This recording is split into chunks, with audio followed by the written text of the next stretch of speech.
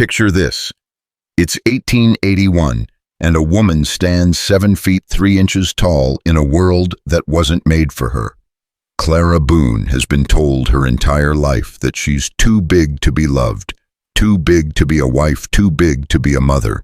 But when the dust settles in Pine Creek, one man will prove everyone wrong. This is the story of how love conquered size, how acceptance triumphed over rejection, and how a woman deemed unbreedable became the heart of a family that would change a town forever.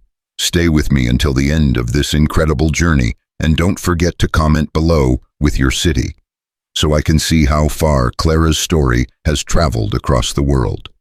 The summer sun blazed mercilessly over Pine Creek in 1881, turning the main street into a ribbon of dust and desperation. It was the kind of heat that made decent folks seek shade and made cruel folks meaner. When Clara Boone stepped off the freight wagon that scorching July afternoon, she knew immediately that this town would be no different from all the others. At 7 feet and 3 inches tall, Clara cast a shadow that seemed to swallow everything in its path. Her worn brown dress, altered countless times to accommodate her extraordinary height, hung loose on her lean frame. The fabric, once a rich mahogany, had faded to the color of old coffee grounds, patched and repatched until it told the story of a woman who had learned to make do with whatever the world grudgingly offered her. The wagon driver, a grizzled man named Murphy, who had barely spoken to her during the 3-day journey from Riverside, couldn't meet her eyes as she gathered her meager belongings. "This here's Pine Creek," he mumbled, spitting tobacco juice into the dust. "End of the line." Clara nodded, hefting her single carpetbag, everything she owned in the world, contained within its frayed seams. Murphy's discomfort was nothing new. She had grown accustomed to the way people's voices changed when they first saw her, how conversations died mid-sentence, how children were quickly ushered to the other side of the street. "Thank you for the ride," she said, her voice carrying the refined accent that marked her as educated, a remnant of the life she'd lost long ago. Murphy just nodded and urged his horses forward, eager to put distance between himself and the giantess, who had made his wagon look like a child's toy. As the dust settled from Murphy's hasty departure, Clara surveyed her new surroundings. Pine Creek was like dozens of other frontier towns she'd passed through, a collection of false-fronted buildings lined up along a dirt road like crooked teeth in an old man's mouth. The general store stood next to a saloon which neighbored a boarding house that looked like it had seen better decades. A small church with a crooked steeple perched at the far end of town, and beyond that endless rolling hills dotted with cottonwoods stretched toward the horizon. But it was the people who truly told the story of Pine Creek. As Clara stood in the middle of the street trying to decide which building might offer her temporary shelter, she felt the weight of dozens of eyes upon her. Conversations ceased. Children stopped their play. Even the dogs seemed to pause mid-bark to stare at the impossibly tall woman who had just arrived in their midst. Mrs. Henderson, the banker's wife, clutched her parasol tighter and whispered urgently to Mrs. Cartwright, the general store owner's spouse. "Sweet Mary and Joseph, would you look at the size of her? She's tall as a tree." "Probably one of them circus folk," Mrs. Cartwright replied, not bothering to lower her voice. "Lost her way, I'd imagine. Can't see what other business such a creature would have in a decent town." Clara's cheeks burned with familiar shame, but she kept her chin high. 26 years of living in a world that saw her as a freak had taught her to weather such comments with apparent dignity, even as they carved fresh wounds in her heart. She approached the boarding house, her long strides eating up the distance in just a few steps. The building's porch sagged under the weight of years, and she wondered if it would support her considerable height and frame. Before she could knock, the door swung open, revealing a thin woman with steel-gray hair pulled back in a severe bun. "We don't have rooms tall enough," the woman said bluntly, looking Clara up and down like she was measuring lumber. "Nor beds long enough, I'd wager. You'd best try elsewhere." "Please," Clara began, her voice steady despite the desperation clawing at her chest. "I only need—" I said no. The woman's voice carried the finality of a judge's gavel. "This is a respectable establishment. We cater to normal-sized folk." The door slammed shut with enough force to rattle the windows. Clara stood there for a moment, her face burning with humiliation. Behind her, she could hear the whispered comments of the townspeople who had gathered to witness her rejection. "Poor thing," someone murmured, though Clara couldn't tell if the sentiment was genuine sympathy or morbid fascination. "Should have stayed where she belonged," another voice added, cold as winter wind. Clara turned and walked toward the general store, each step feeling heavier than the last. Perhaps she could buy some supplies and camp outside of town until she figured out what to do next. She had exactly $17.32 to her name, everything left after selling her mother's jewelry to pay for the wagon ride to Pine Creek.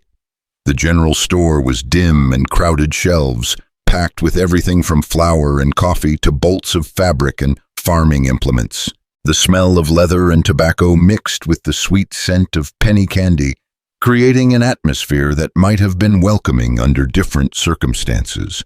Mr. Cartwright, a portly man with suspicious eyes, watched her navigate the narrow aisles, like she might knock something over at any moment. Every item Clara reached for seemed to be placed too low for her convenience, forcing her to bend awkwardly or kneel entirely. "Can I help you find something?" Cartwright asked, though his tone suggested he'd prefer she find the door instead. "Just some basic supplies," Clara replied, gathering flour, coffee, and a small tin of beans. "Perhaps some dried meat, if you have it." As she reached for a jar of preserves on a high shelf, one of the few items positioned at a reasonable height for her, her elbow caught a display of canned goods. The crash was tremendous tins of peaches and corn rolling across the wooden floor in every direction. The store fell silent except for the musical sound of rolling cans. Clara dropped to her knees immediately, her face burning with mortification as she scrambled to collect the scattered goods. "I'm so sorry," she whispered, her composed facade finally cracking. "I'm so very sorry." "Look what you've done," Cartwright exploded, his face reddening. "Clumsy as a bull in a china shop. I've got a good mind to make you pay for any dented cans." Other customers had stopped their shopping to watch the spectacle. Clara could feel their stares like physical weight pressing down on her as she continued gathering the fallen tins.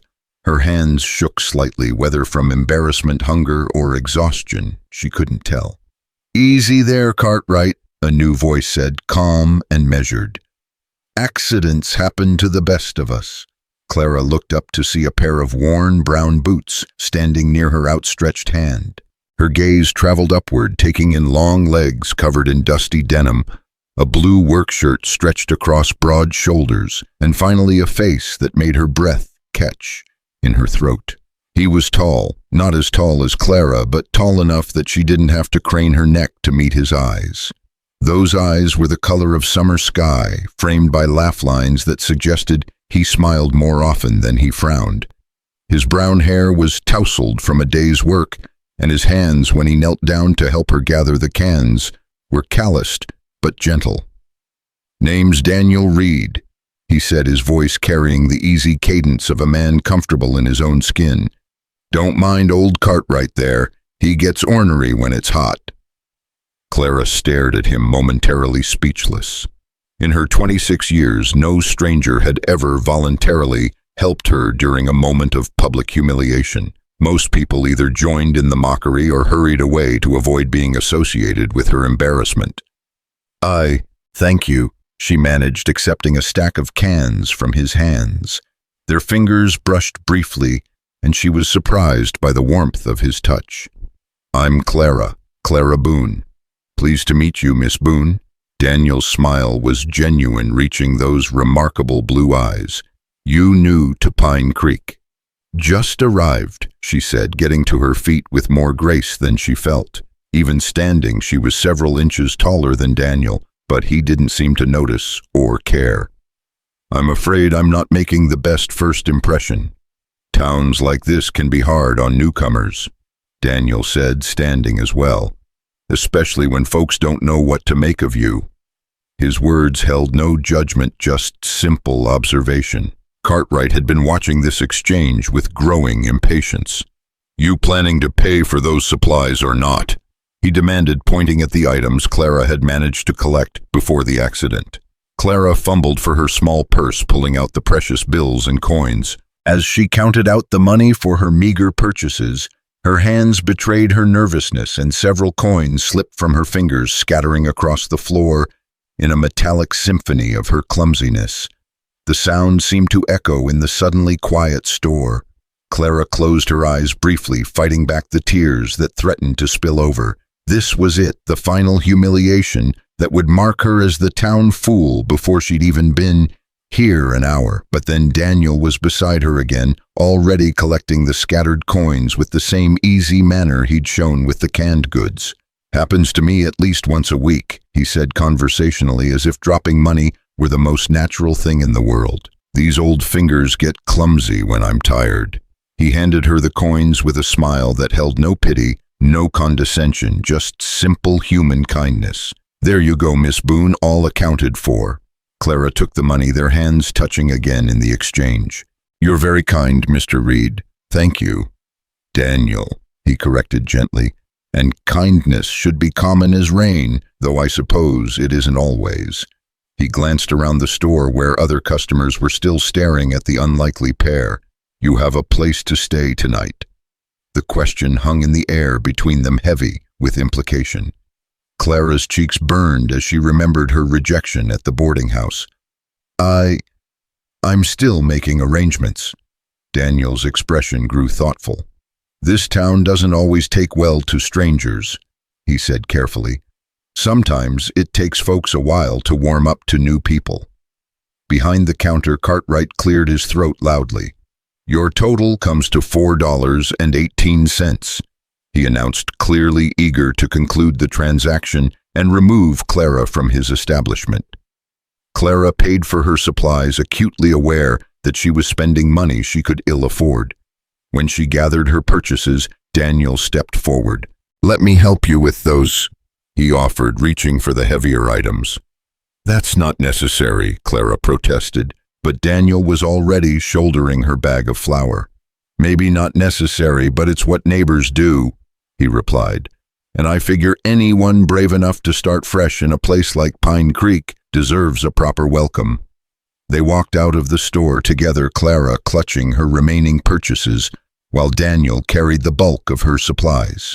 The afternoon sun was beginning to slant lower, casting longer shadows across the dusty street.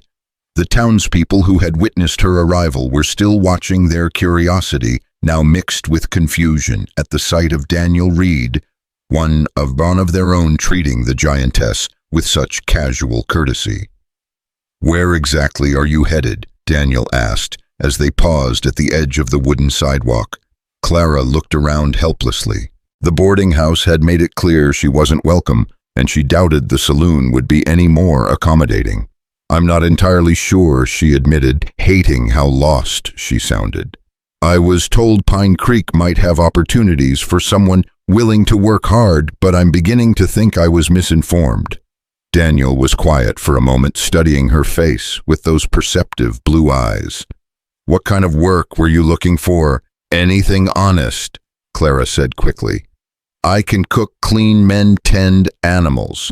I'm educated, I can read and write, do figures. I'm not particular about the work as long as it's respectable." "Educated, you say?" Daniel's eyebrows rose slightly. "That's not common out here, especially for—" He paused, seeming to choose his words carefully. "For someone like me," Clara finished, a bitter edge creeping into her voice. "For a freak." "I was going to say for anyone," Daniel replied quietly, "but especially for women. Education's a valuable thing, Miss Boone. Seems a shame to waste it." His words hit her unexpectedly hard. It had been so long since anyone had spoken of her education as an asset rather than an oddity that she'd almost forgotten it herself. In the years since her family's disgrace, she'd grown accustomed to hiding her intelligence, knowing it made people even more uncomfortable around her. "You speak like someone who values learning," she observed. Daniel smiled, and Clara noticed how it transformed his already pleasant face. My ma was a school teacher before she married my pa. She made sure I could read and cipher, said knowledge was the one thing nobody could take away from you. His expression grew thoughtful. She died when I was 14, but I still remember her lessons. I'm sorry for your loss, Clara said softly. She sounds like a wise woman. She was that. Daniel shifted the flour sack to his other shoulder. Look, Miss Boone, Clara, I know this town seems unfriendly right now, but it's not all bad. Sometimes people just need time to get used to new ideas. Clara let out a short, humorless laugh. I've been a new idea my whole life, Mr. Reed. In my experience, people don't get used to me. They tolerate me at best, and more often, they simply wish I would go away. Daniel was quiet for a long moment, studying her face with an intensity that made her nervous. Where have you been staying before Pine Creek? He asked finally. Riverside, before that Denver, before that Kansas City. Clara ticked off the towns on her fingers. Always moving, always looking for somewhere that might... She trailed off, unable to finish the thought. Somewhere that might feel like home, Daniel suggested gently. Clara nodded, not trusting her voice. The concept of home had become so foreign to her that hearing it spoken aloud was almost painful. What happened to your family? Daniel asked, his voice careful but not intrusive. Clara was quiet for so long that Daniel probably thought she wouldn't answer. When she finally spoke, her voice was barely above a whisper. My father was a banker in St. Louis. Respectable family, good reputation. Then the scandal hit, some bad investments money that went missing. We lost everything overnight. She paused, remembering. But that wasn't the worst part. Daniel waited patiently, not pushing her to continue. When we were poor, suddenly my size became inconvenient. Father said I was too big to marry well, too strange to help restore the family's reputation. My younger sister was pretty and normal-sized, you see. She was the one who might catch a good husband, bring some respectability back to the Boone name. Clara's laugh was bitter as old coffee. Father decided I was a burden they couldn't afford to carry. He turned you out? Not exactly. He made it clear that I was expected to make my own way in the world. For the good of the family, you understand. Clara's hands clenched unconsciously around her purchases. I was 19 when I left St. Louis. I've been wandering ever since, looking for a place where being different doesn't make you unwanted. Daniel was quiet for a long time, processing her story. When he spoke, his voice held a quality Clara couldn't quite identify, anger perhaps, but not directed at her. Your family was wrong, he said simply, and cruel. Clara blinked, startled by the directness of his statement. Most people, when she told her story, offered platitudes about everything happening for a reason, or suggested that her family must have had their reasons. No one had ever called them cruel before. You don't know them, she said reflexively, though she wasn't sure why she felt compelled to defend people who had abandoned her. I know enough, Daniel replied firmly. I know they threw away something precious because they were too proud and too small-minded to see its value. The words hung between them in the afternoon air, heavy with meaning. Clara wasn't sure she dared to interpret. She had lived so long with the assumption that she was unwanted, unworthy of affection or respect, that Daniel's simple statement of her worth felt almost incomprehensible. The boarding house won't take me, she said, changing the subject before his kindness could unravel her completely. I suppose I'll have to camp outside of town until I can figure out what to do next. Camp? Daniel's eyebrows shot up. Miss Boone, you can't camp alone out here. It's not safe for anyone, let alone a woman traveling by herself. I don't see that I have much choice, Clara replied, trying to keep her voice steady, unless you know of someone in Pine Creek who rents rooms to people like me. Daniel was quiet again, and Clara could almost see him thinking. The silence stretched long enough that she began to feel uncomfortable, wondering if she had said something wrong.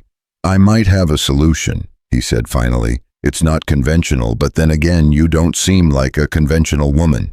Clara's heart began to beat faster. What do you mean? I've got a cabin about 2 miles outside of town. It's nothing fancy, but it's got a roof that doesn't leak and walls that keep the wind out. There's a spare room I use for storage, but it could be cleaned out." Daniel paused, seeming to weigh his words. "I'm not suggesting anything improper, you understand. Just offering shelter to someone who needs it." Clara stared at him, certain she had misheard. "You're offering me a room in your home. You don't even know me." "I know enough," Daniel said again, using the same phrase he'd used about her family. "I know you're educated and honest and willing to work hard. I know you treat accidents with grace and strangers with courtesy. That's more than I can say for some folks I've known all my life." "But what would people say? What would they think?" Daniel shrugged, seemingly unconcerned.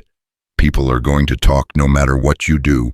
Question is whether you're going to let their talk keep you from making choices that might improve your situation." Clara felt tears prick at her eyes, but she blinked them back. "Why would you do this? What do you want in return?" The question seemed to surprise Daniel.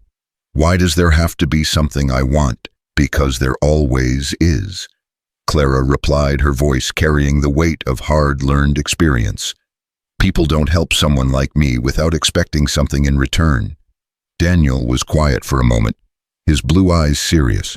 "What if I told you that sometimes people help because it's the right thing to do?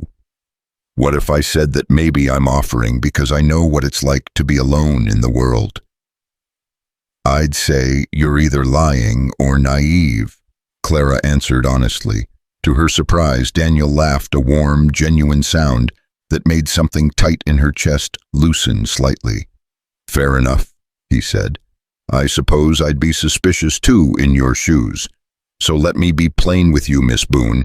I live alone in a cabin that's too big for one person. I work hard and come home to an empty house every night. I cook for one, talk to my horse more than I talk to people, and sometimes go days without hearing another human voice." He paused, his expression growing more serious. "Maybe I'm offering because I think we might be able to help each other. You need a place to stay, and I could use the company. You mentioned you can cook well. I'm tired of my own cooking. You can clean and mend my place, could use a woman's touch. Seems like it might work out for both of us." Clara studied his face, looking for any sign of deception or hidden motive. But Daniel's expression remained open and honest, his blue eyes meeting hers steadily. "You said you weren't suggesting anything improper," she said carefully. "I meant that," Daniel replied. "The spare room has a door with a lock. You'd have your privacy, your safety. I'm not looking for anything more than honest work and decent companionship." Clara felt something she hadn't experienced in years, a flutter of hope. But hope was dangerous for someone like her. Hope led to disappointment, and she'd had enough disappointment to last several lifetimes. "What if it doesn't work out?" she asked. "What if the town decides they don't like the arrangement? What if you change your mind about wanting a 7-foot woman in your house?" "Then we'll figure it out when we come to it," Daniel said simply. "But Miss Boone, if you keep planning for failure, you might miss out on the chance for something better." The sun was starting to set, painting the sky in shades of orange and pink.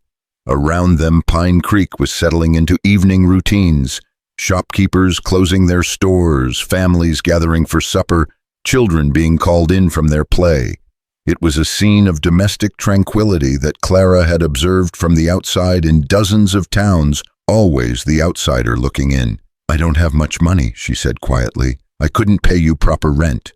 "Didn't ask for money," Daniel replied. "I asked for help around the place. Cooking, cleaning, mending sounds like fair trade to me." Clara felt the last of her resistance crumbling. She was tired, bone-deep tired in a way that went beyond physical exhaustion. She was tired of wandering, tired of rejection, tired of sleeping in boarding house beds that were too short and eating meals alone at restaurants where the other diners stared at her like she was a curiosity in a traveling show. "All right," she said the words, barely audible. Then louder, "All right, Mr. Reed, I accept your offer." Daniel's smile was like sunrise after a long night. "Good," he said. "That's settled then, and it's Daniel, remember? Daniel." Clara repeated, testing the name on her tongue. It felt strange to be so familiar with a man she'd known for less than an hour, But then again, everything about this day had been strange. "My wagon's at the livery stable," Daniel said, already moving toward the far end of town. "We can load up your supplies and head out to the cabin before full dark." As they walked through Pine Creek's single street, Clara was acutely aware of the stares they attracted. Daniel Reed was clearly well known in town, and his decision to befriend the giantess had not gone unnoticed. Conversation stopped as they passed, and Clara caught fragments of whispered speculation. "Never seen him take up with anyone before."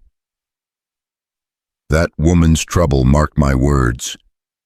Poor Daniel probably just feels sorry for her." Clara's cheeks burned, but Daniel seemed oblivious to the talk.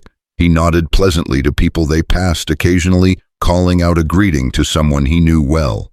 His easy manner suggested that he either didn't hear the whispers or simply didn't care about them. At the livery stable, Daniel's wagon turned out to be a sturdy, practical vehicle pulled by two gentle-looking horses. The owner of the stable, a grizzled man named Tom, raised his eyebrows when he saw Clara, but made no comment beyond asking Daniel if he needed help loading anything.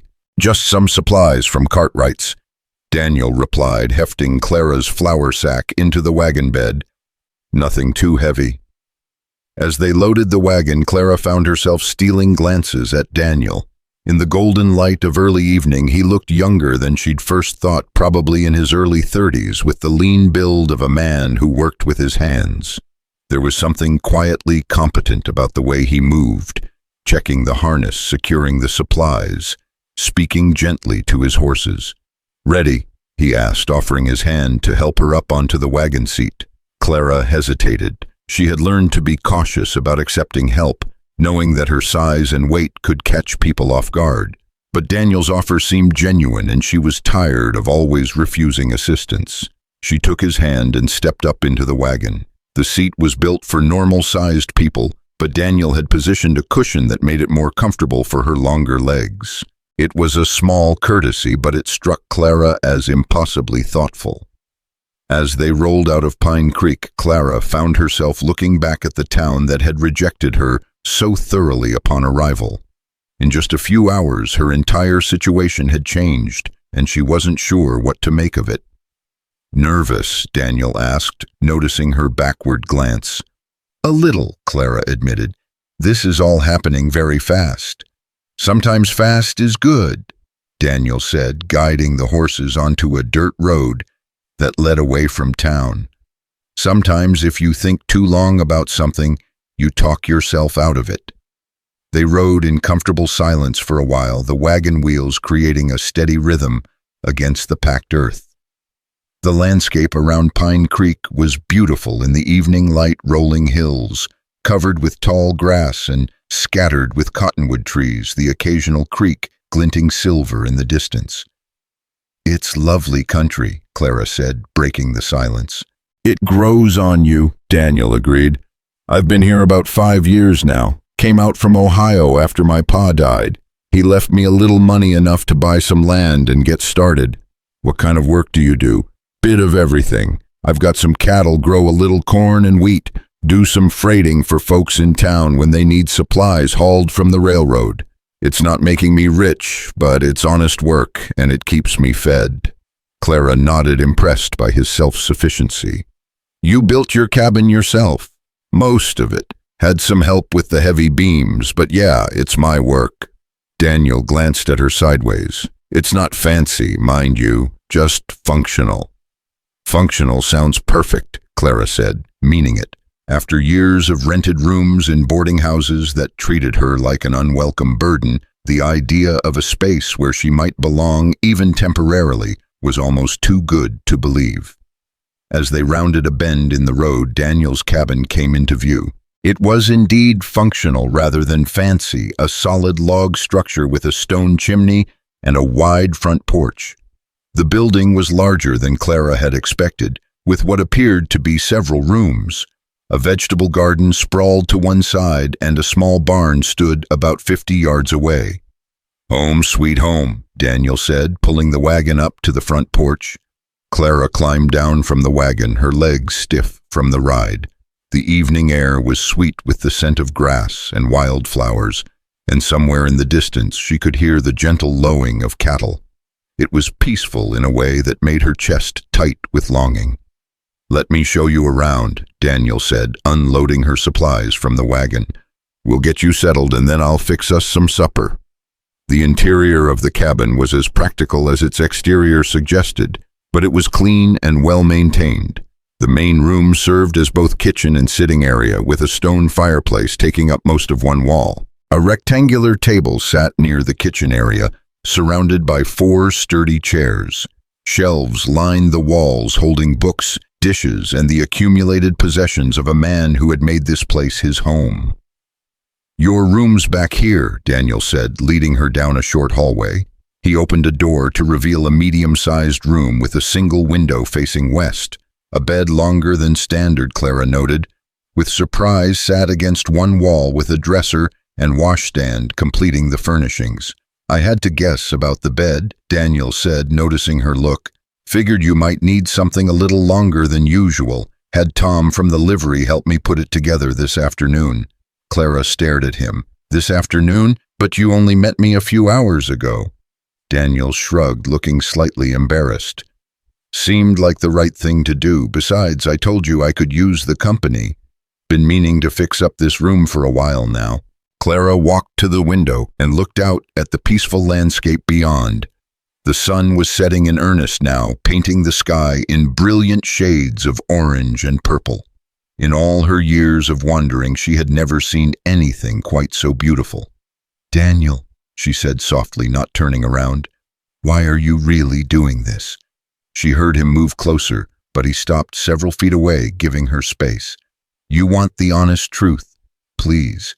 Because I know what it's like to feel like you don't fit anywhere," he said simply. "Maybe not for the same reasons as you, but I know that feeling.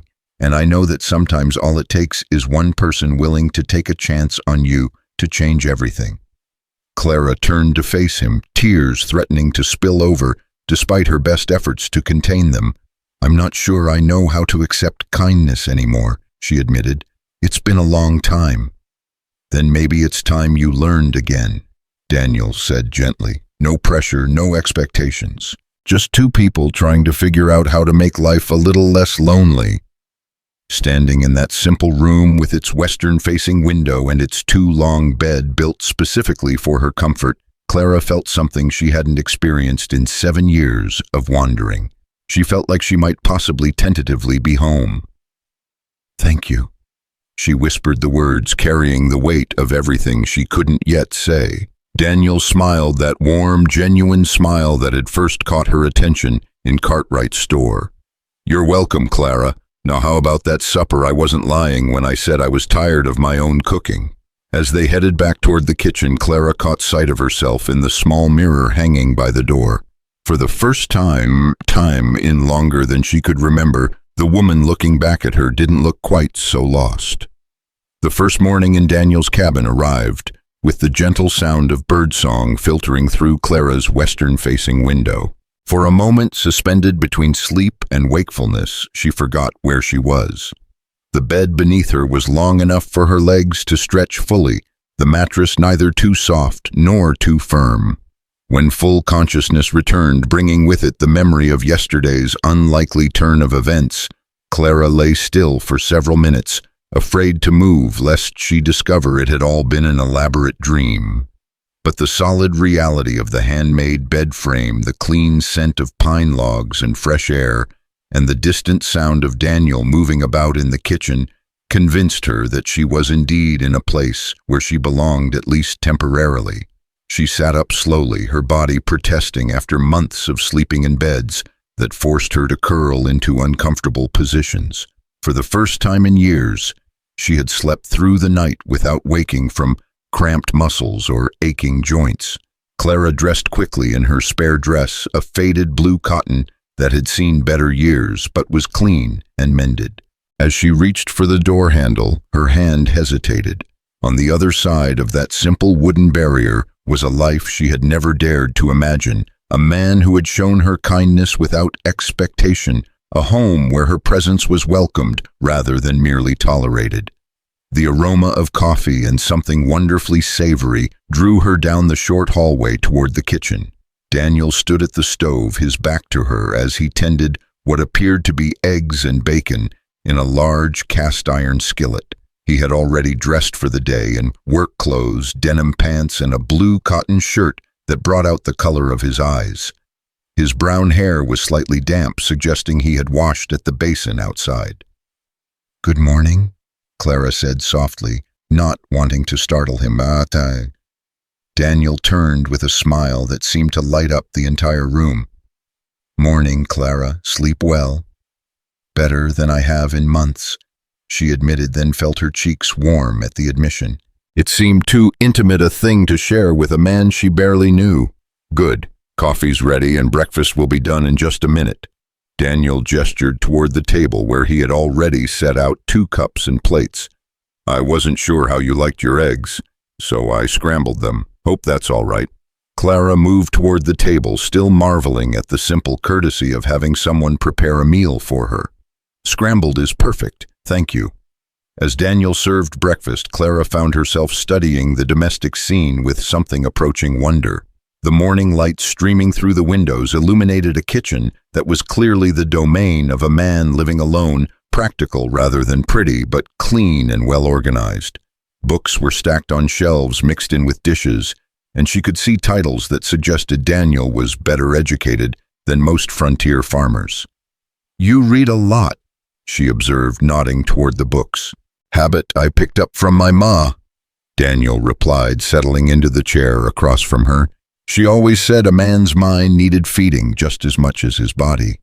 Clara took a bite of the eggs and nearly sighed with pleasure. They were perfectly cooked, seasoned with just the right amount of salt and pepper, and accompanied by bacon that was crispy without being burned. "This is delicious," she said. "Where did you learn to cook?" "Trial and error mostly. 5 years of eating my own mistakes taught me to pay attention to what I was doing." Daniel's eyes held a hint of humor, "though I suspect you might have some ideas for improving my methods." "Perhaps," Clara said carefully. She had learned not to be too eager in offering her skills, having been rebuffed too often by people who saw her enthusiasm as presumption. Daniel seemed to sense her hesitation. "I meant what I said yesterday about this being mutually beneficial. I'd be grateful for any improvements you might suggest." As they ate, Daniel outlined his daily routine with the easy manner of someone accustomed to working alone. He tended the cattle in the early morning, worked on various farm projects until midday, often took freight runs to town in the afternoon, and spent his evenings maintaining equipment or catching up on reading. "It sounds like a good life," Clara said when he finished. "It is," Daniel agreed, "but it gets lonely sometimes, especially in winter when the weather keeps you inside for days at a time."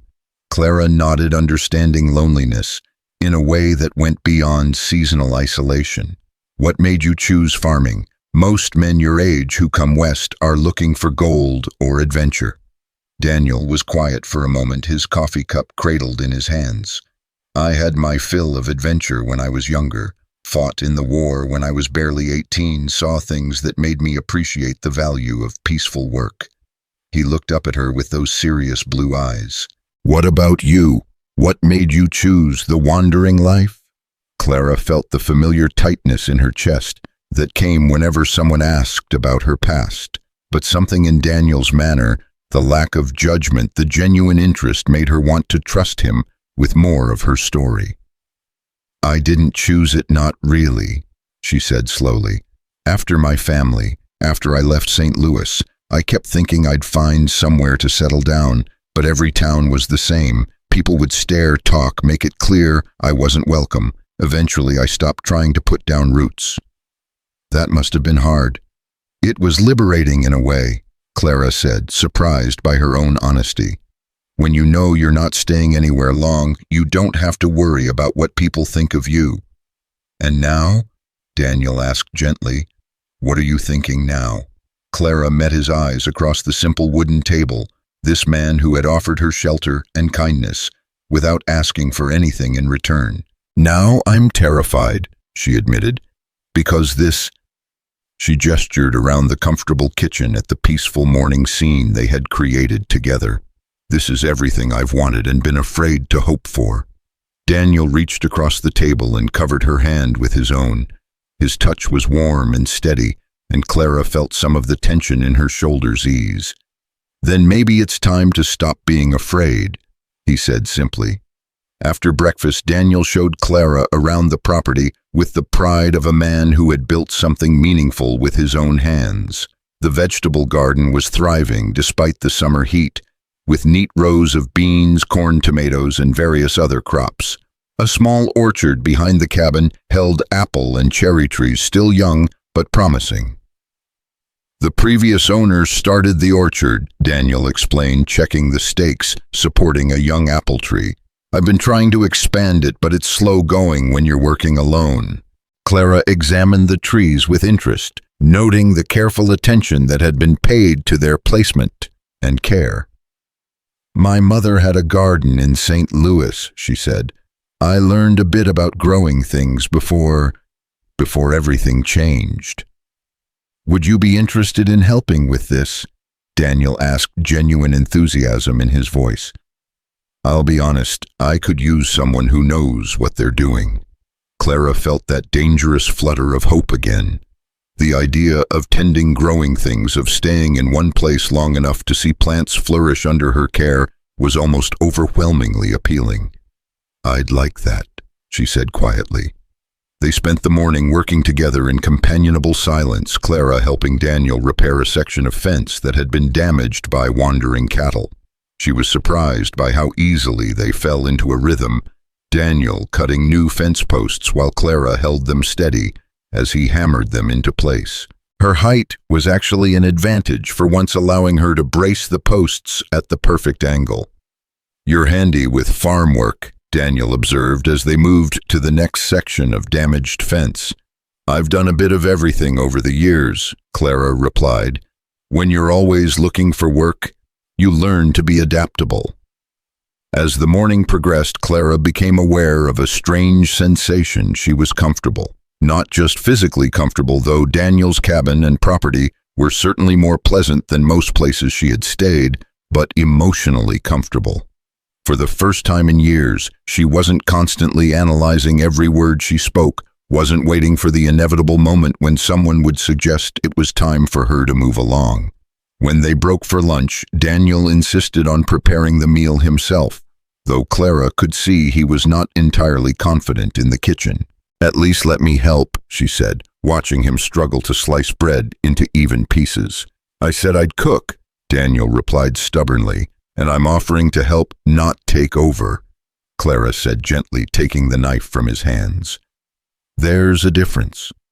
She sliced the bread with efficient, practiced strokes, then assembled sandwiches with leftover bacon and fresh tomatoes from the garden. Daniel watched her work with undisguised admiration. "You make it look easy," he said. "Practice," Clara replied. "I've prepared a lot of meals over the years." "For employers," Clara hesitated, then decided honesty was the best policy. "For myself, mostly. I learned early that if I wanted to eat well, I'd better know how to cook." They ate their lunch on the front porch, looking out over the rolling hills that stretched toward the horizon. The view was peaceful and expansive, and Clara found herself relaxing in a way she couldn't remember doing in years. "It's beautiful here," she said, meaning it. "It's home," Daniel replied simply. The word hung between them heavy with meaning. Clara had spent so many years without a home that the concept had become almost abstract to her.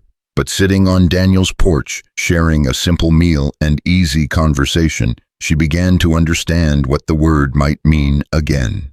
That afternoon brought Clara's first real test as a member of Daniel's household. A neighbor, Mrs. Patterson, arrived unexpectedly with her teenage son, Jimmy, in tow.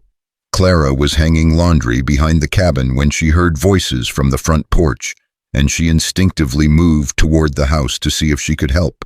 Mrs. Patterson was a sturdy woman in her 40s with graying hair and the weathered hands of someone who had spent years working hard. Her son Jimmy appeared to be about 16, with the gangly build of a boy still growing into his frame. Both mother and son stopped talking abruptly when Clara rounded the corner of the cabin. "Mrs. Patterson, Jimmy," Daniel said, his voice carrying a note of careful politeness. "What brings you by today?" Mrs. Patterson's eyes never left Clara's face as she answered, "We came to borrow your plow, Daniel. Ours broke yesterday, and we need to get the north field turned before the weather changes." She paused, then added, "I didn't realize you had company." Clara felt the familiar heat of embarrassment rise in her cheeks, but before she could retreat, Daniel stepped forward. "Mrs. Patterson, Jimmy, I'd like you to meet Clara Boone. Clara, this is Sarah Patterson and her son, Jimmy. They have the spread about 3 miles north of here." Clara managed a polite nod. "Pleased to meet you." Mrs. Patterson's response was a barely audible murmur, while Jimmy openly stared at Clara's height, with the unguarded curiosity of youth. The silence stretched uncomfortably until Daniel cleared his throat. "Of course you can borrow the plow, Sarah. Jimmy, why don't you help me get it loaded into your wagon?" As the two men moved toward the barn, Mrs. Patterson remained on the porch with Clara. The older woman's expression was a mixture of curiosity and disapproval that Clara had encountered countless times before. "You're new to these parts," Mrs. Patterson said finally. "Yes, ma'am. I arrived yesterday." "From where?" "Most recently from Riverside," Clara replied, keeping her voice level despite her discomfort. Mrs. Patterson's eyes narrowed slightly. "And you're staying here with Daniel?" Clara felt her defenses rise, but she forced herself to respond calmly. "Mr. Reed was kind enough to offer me a room in exchange for help around the house." "I see." Mrs. Patterson's tone suggested she saw quite a lot and didn't approve of any of it. Daniel's always been too trusting for his own good, taking in strangers, never knowing what kind of trouble they might bring. The words stung, partly because Clara had worried about the same thing herself. "I assure you, Mrs. Patterson, I have no intention of causing any trouble for Mr. Reed or anyone else." "Intentions are one thing," Mrs. Patterson replied coolly. "Reality is another. A woman of your unusual circumstances, living alone with an unmarried man, people will talk." Before Clara could respond, Daniel and Jimmy returned with the plow loaded onto the wagon. Daniel's expression was pleasant, but Clara caught the tightness around his eyes that suggested he had heard at least part of the conversation. "That should do you fine, Sarah," Daniel said, checking the ropes securing the plow. "Just bring it back when you're finished." "Of course." Mrs. Patterson climbed onto the wagon seat with Jimmy's help, but she wasn't finished with her observations. "Daniel, perhaps you might consider how your arrangement looks to the community. People have expectations about proper behavior." Daniel's smile never wavered, but his voice carried a subtle edge when he replied, "I appreciate your concern, Sarah, but I'm confident that anyone who knows me will trust my judgment in this matter." Mrs. Patterson's lips thinned, but she apparently decided she had said enough. "Come along, Jimmy. We have work to do." As the wagon rolled away, Clara felt the familiar urge to pack her few belongings and disappear before she could cause Daniel any more problems.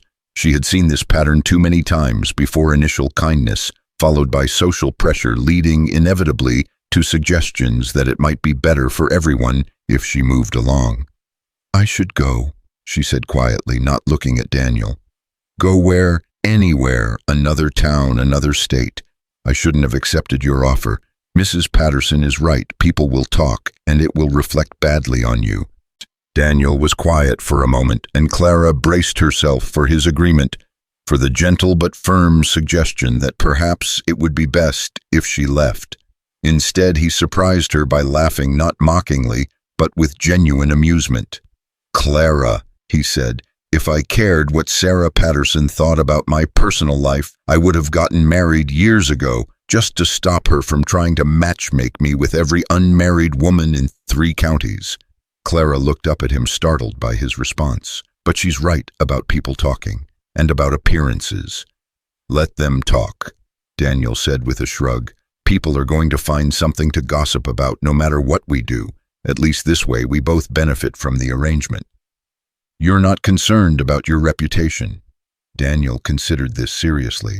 My reputation is based on how I treat people, how hard I work, and whether I keep my word.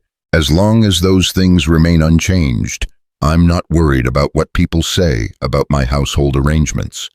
Clara stared at him, amazed by his casual dismissal of social pressure that had dictated so many of her life choices.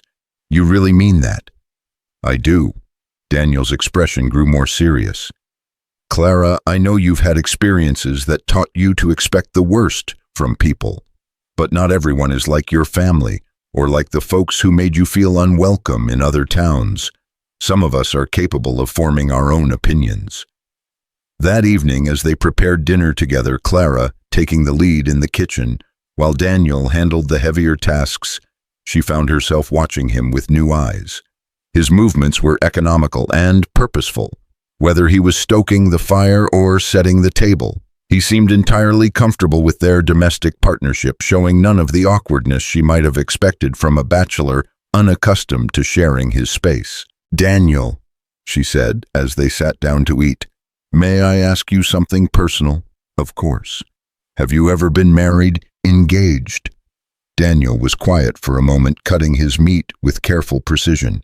I was engaged once back in Ohio before I came west. A girl named Mary Elizabeth Crawford. Sweet girl, pretty, came from a good family. Clara felt an unexpected pang of something that might have been jealousy. What happened? The war happened, Daniel said simply.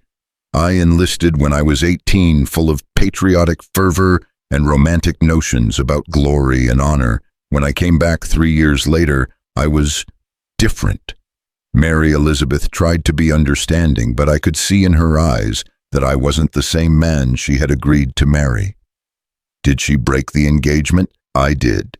Daniel's voice was matter-of-fact, but Clara could hear the old pain underneath. She deserved better than a man who woke up screaming from nightmares, who jumped at sudden noises, who couldn't be in crowded places without feeling like the walls were closing in. Clara felt her heart constrict with sympathy. I'm sorry. That must have been terribly difficult. It was the right thing to do, Daniel said firmly. Mary Elizabeth married a banker's son 2 years later. They have 3 children and a nice house in town. She's happy. And you? Are you happy? Daniel looked up at her with those steady blue eyes. I'm content, or I was until yesterday. What changed yesterday? Yesterday, I remembered what it felt like to have someone to talk to at dinner, Daniel said quietly. Someone to share the work with, someone who appreciates the beauty of a sunset from the front porch. Clara felt her breath catch. Daniel? I'm not saying this to make you uncomfortable, he said quickly. I just want you to know that having you here isn't charity, Clara. It's not me taking pity on someone in need. It's me being selfish enough to want company in a house that's been too quiet for too long. They finished dinner in comfortable silence, each lost in their own thoughts. As Clara washed the dishes and Daniel dried them, she marveled at how natural the routine felt, as if they had been sharing domestic chores for years rather than days. When the kitchen was clean, Daniel settled into his usual evening chair with a book while Clara sat at the table with some mending she had offered to do. The peaceful domesticity of the scene struck her as almost surreal. For the first time in her adult life, she felt like she belonged somewhere. Clara, Daniel said, after they had been reading and sewing in companionable silence for nearly an hour. Yes. That room you're staying in, it's yours for as long as you want it. I want you to know that. This isn't temporary unless you choose to make it temporary. Clara's needle stilled in her hands. What if the neighbors keep complaining? What if it becomes a problem for you? Then we'll deal with it together, Daniel said simply, but I'm not going to let other people's narrow-mindedness drive away the best thing that's happened to me in years. Clara looked up at him, this man who had taken her in without question, who defended her to judgmental neighbors who spoke of their arrangement as if she were the one doing him a favor. In the lamplight, his face looked younger, more vulnerable, and she felt something shift in her chest, a warmth that had nothing to do with the fire in the hearth. Thank you, she said softly, the words carrying more weight than their simplicity suggested. Daniel smiled, returning to his book. Thank you for staying. As Clara returned to her mending, she allowed herself to imagine something she had never dared to consider, a future that stretched beyond the next town, the next job, the next rejection. A future that included morning conversations over coffee, shared work in the garden evening hours spent in comfortable companionship with someone who saw her as Clara, rather than as the giantess, the freak, the woman too big to be wanted.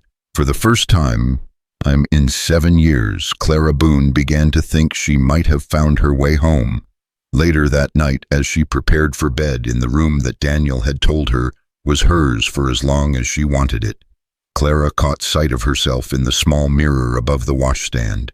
The woman looking back at her appeared different, somehow softer, less guarded, almost hopeful. She reached up to touch her reflection, and for just a moment she allowed herself to believe that maybe, just maybe, she had finally found the place where being different didn't make her unwanted. Outside her window, night sounds drifted across the peaceful landscape. The distant lowing of cattle, the whisper of wind through grass, the soft hooting of an owl in the nearby cottonwoods. They were the sounds of home, and for the first time in longer than she could remember, Clara fell asleep feeling safe. The weeks that followed Clara's arrival settled into a rhythm that felt as natural as breathing. August heat gave way to the gentler warmth of early September, and with each passing day, the arrangement between Clara and Daniel evolved from cautious cooperation into something deeper and more meaningful. Clara had transformed Daniel's bachelor existence in ways both large and small. The cabin smelled of fresh bread and simmering stews instead of burnt coffee and lonely meals.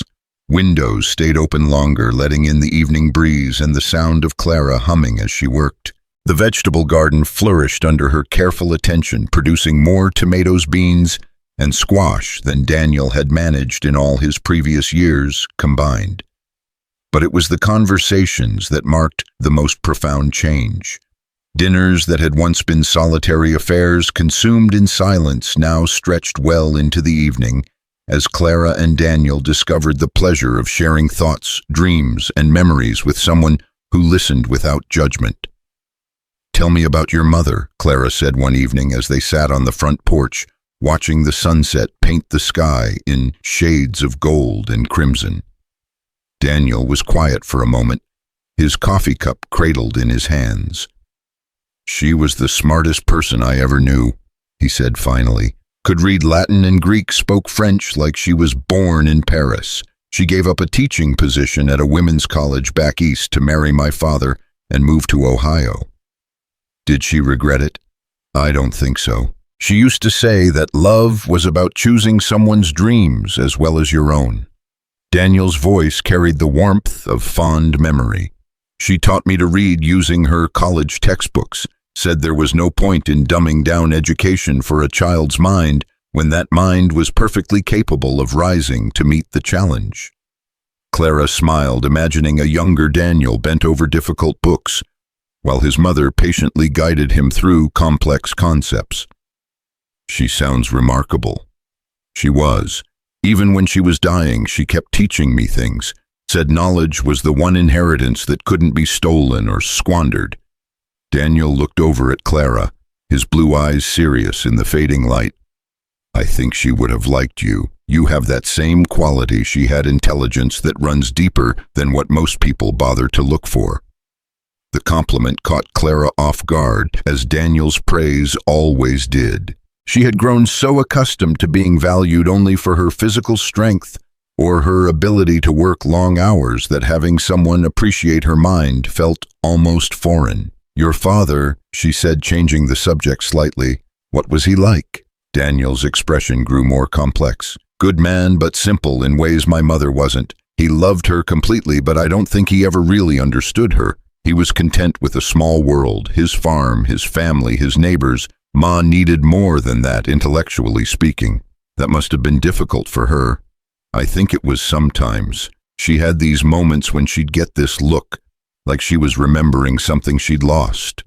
Daniel paused, seeming to weigh his words carefully. I always wondered if that's why she pushed me so hard to get an education, to see more of the world than just our little corner of Ohio. Clara understood that longing in a way that Daniel probably couldn't imagine. She had spent years watching life from the margins, observing the hopes and dreams of others, while her own remained perpetually deferred. Is that why you went west after the war, to see more of the world? Partly. But mostly I came west because I needed space, room to breathe without everyone watching me, wondering if I was going to break down or cause trouble. Daniel's voice grew quiet. Out here, a man can be whoever he chooses to be. His past doesn't have to define his future. Clara felt something resonate deep in her chest at those words. The idea that one's past didn't have to dictate one's future was revolutionary to someone who had spent years being defined by circumstances beyond her control. Do you think that's true for everyone? She asked carefully. That we can choose who we want to be? Daniel turned to look at her directly, his gaze steady and intent. I think some people are braver about it than others. But yes, I think we all have the power to write new chapters in our own stories. The conversation stayed with Clara as the days grew shorter and the nights carried the first hints of autumn's approach. She found herself thinking about new chapters and fresh starts as she went about her daily routines, wondering if she dared to hope for something more permanent than the comfortable arrangement she and Daniel had established. The question became more pressing as Pine Creek's residents gradually adjusted to her presence. Not all of them, certainly Mrs. Patterson, remained coldly disapproving, and several other neighbors continued to view Clara with suspicion. But others began to nod politely when she accompanied Daniel to town, and a few even ventured brief conversations. Mrs. Henley, the minister's wife, proved surprisingly kind when Clara helped her collect scattered papers after a gust of wind overturned her basket outside the general store. "You're very gracious, my dear," the older woman said as Clara handed her the rescued documents. "I'm afraid I've been clumsy today." "Not clumsy at all," Clara replied. "The wind has been troublesome all morning." Mrs. Henley studied Clara's face with intelligent brown eyes. "You speak very well, Miss Boone. Are you educated?"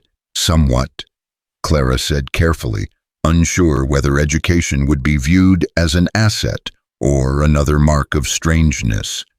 "Wonderful. We're always in need of people who can help with the church's literacy program. So many of the children in the outlying areas receive little formal schooling." Mrs. Henley's expression grew hopeful. "Would you consider helping? We meet Saturday afternoons." Clara felt her heart skip. The opportunity to teach again, to use her education for something meaningful, was more tempting than she dared to admit. But she also knew that teaching would put her in contact with the entire community in a way that might prove uncomfortable for everyone involved. I'm not sure that would be appropriate," she said finally. "Nonsense," Mrs. Henley said briskly. "If you have the knowledge and the inclination to share it, then it's not only appropriate but necessary. The Lord doesn't care if his teachers are tall or short, conventional or unusual. He cares that his children learn to read his word." When Clara told Daniel about the conversation that evening, his reaction was immediately supportive. "You should do it," he said without hesitation. "You'd be wonderful with children, and Mrs. Henley is right about the need. Half the kids in this county can barely write their own names." "But what if their parents object? What if they don't want someone like me teaching their children?" Daniel set down his coffee cup and leaned forward in his chair. "Clara, you're one of the most intelligent, patient, kind people I've ever met. Any parent who would deny their child the chance to learn from you because of how tall you are is a fool." His unwavering confidence in her abilities both thrilled and terrified Clara. She had grown so accustomed to minimizing herself, to trying to take up as little space as possible in the world, that the idea of stepping forward as a teacher felt almost impossibly bold. "What if I'm not good at it? What if I've forgotten how to teach?" "Then you'll remember," Daniel said simply. Some things are too much a part of who you are to ever really forget. The following Saturday, Clara found herself standing outside the small schoolhouse attached to Pine Creek's church, her heart hammering with a mixture of excitement and terror. She had spent the week preparing lessons, drawing on memories of her own education and the brief period she had taught children in Kansas City before her situation there became untenable. Mrs. Henley welcomed her warmly, and Clara was introduced to the 6 children who had come for lessons ranging in age from 8 to 14, all from families too far from town to attend regular school consistently. Their initial stares and whispered comments about her height gave way to fascination as Clara began working with them on their reading. Young Tommy Patterson. Mrs. Patterson's youngest son struggled with words that seemed to dance on the page before his eyes. Clara recognized the signs of what her mother had called word blindness and adapted her teaching methods accordingly, using techniques she had learned from her own governess years ago. "Try tracing the letters with your finger first, Tommy," she suggested gently. "Sometimes that helps our brain understand the shape of the word better." Within an hour, Tommy was successfully reading passages that had frustrated him all morning, and his grin of accomplishment was worth more to Clara than any payment she had ever received.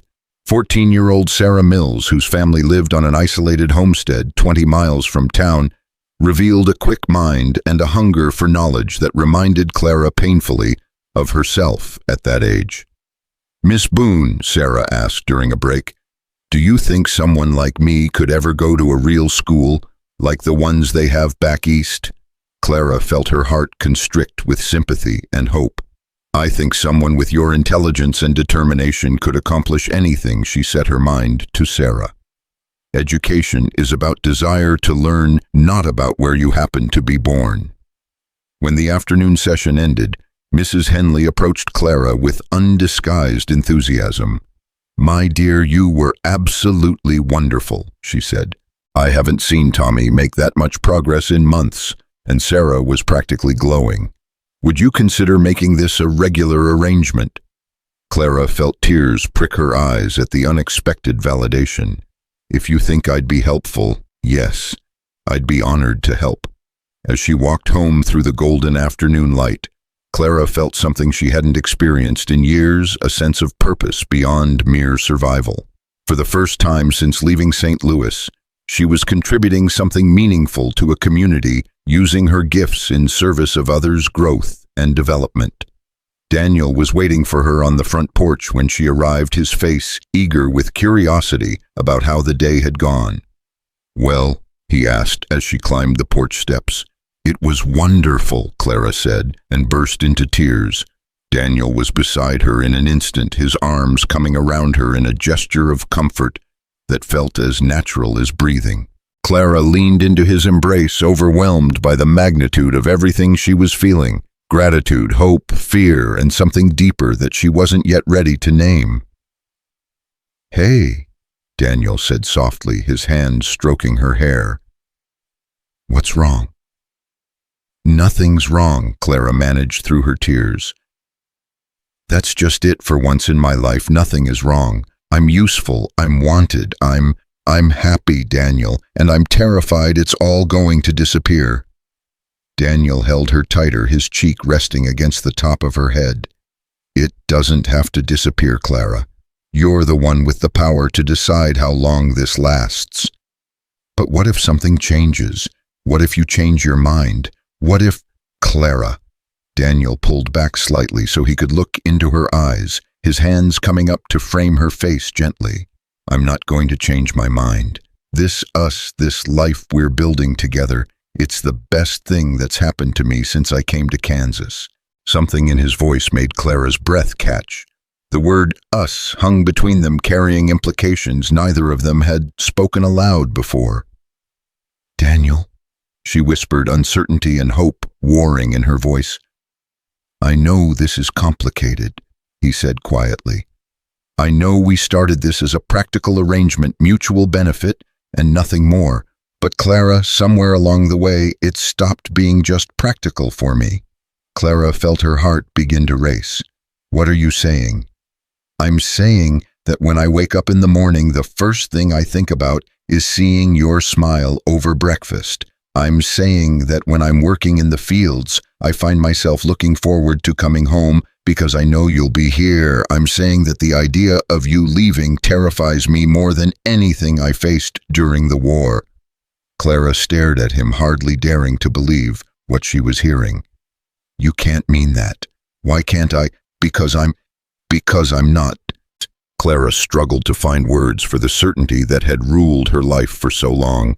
Daniel, look at me. Really look at me. I'm 7 feet tall. I'm strange. I'm too big. I'm not the kind of woman men fall in love with. Daniel's hands tightened slightly on her face, his blue eyes blazing with an intensity that made Clara's knees weak.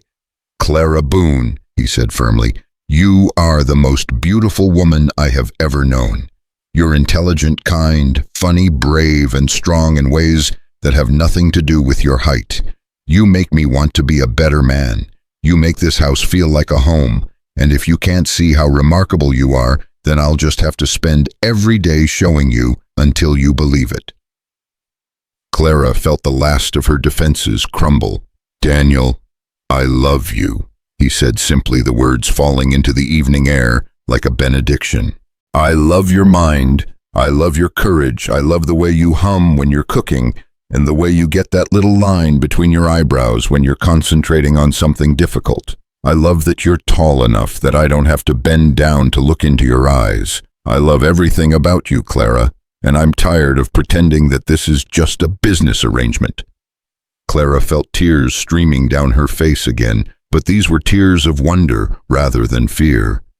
I love you too, she whispered, the admission feeling like stepping off a cliff into unknown territory.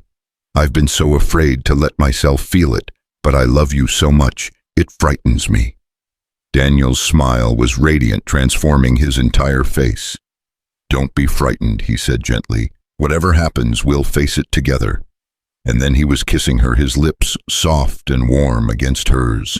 Clara had been kissed before, awkward, fumbling attempts by men who saw her as a curiosity to be conquered rather than a woman to be cherished. But this was different. Daniel kissed her like she was precious, like she was exactly the right size and shape and height to fit perfectly in his arms. When they finally broke apart, Clara felt dizzy with joy and possibility. What do we do now? She asked, her voice breathless. Daniel smiled, tucking a strand of her dark hair behind her ear. Now we stop pretending that we're just housemates and start admitting that we're building something real together. They spent the evening on the front porch talking about their feelings with the careful honesty of people who had found something worth protecting. Daniel told Clara about the moment he had realized he was falling in love with her, watching her patiently help an injured bird they had found near the barn, her gentle competence as she set its broken wing and nursed it back to health. You were so careful with that tiny creature, he said, so gentle despite your size and strength. I realized then that you were nothing like what people assumed about you. You weren't the giantess or the freak, you were just Clara, and Clara was exactly who I wanted to spend my life with. Clara shared her own moment of recognition watching Daniel defend her to Mrs. Patterson without a trace of embarrassment or apology. You weren't ashamed of me, she said wonderfully. You didn't act like having me here was charity or a burden. You stood up for me like I was worth defending, and I realized I had never had anyone do that before. As the night deepened around them, Clara felt a peace settle over her that was deeper than anything she had ever experienced.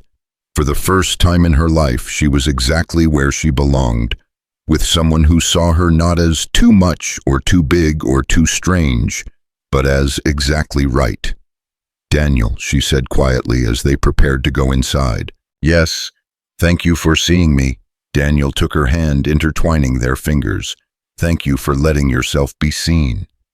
That night, Clara lay in her bed, the bed Daniel had built especially for her height, and marveled at the transformation in her life.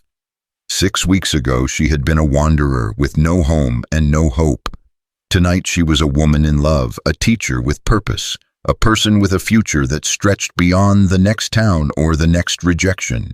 Outside her window she could hear the familiar night sounds that had become the soundtrack of home cattle lowing in the distance, wind rustling through the cottonwoods, the soft hooting of an owl. But underneath those sounds she could hear something new, the quiet breathing of a man who loved her sleeping peacefully in the next room. For the first time in 7 years, Clara Boone fell asleep believing that she deserved every moment of happiness that had found her, and that maybe, just maybe, the best parts of her story were still waiting to be written. The September storm that would change everything was still 3 days away, gathering strength somewhere beyond the horizon. But on this night, as Clara drifted off to sleep with Daniel's declaration of love still warming her heart, the future felt bright and limitless, full of possibilities she had never dared to dream. 3 days after Daniel's declaration of love, the September storm Clara had sensed building on the horizon finally arrived with a vengeance that seemed to shake the very foundations of the earth. It began as a whisper of wind in the late afternoon, stirring the cottonwood leaves and sending dust devils dancing across the prairie. But by evening that whisper had grown into a howl that rattled the cabin's windows and sent the cattle huddling together in whatever shelter they could find. Clara stood at the kitchen window watching the approaching wall of dark clouds with a mixture of fascination and unease.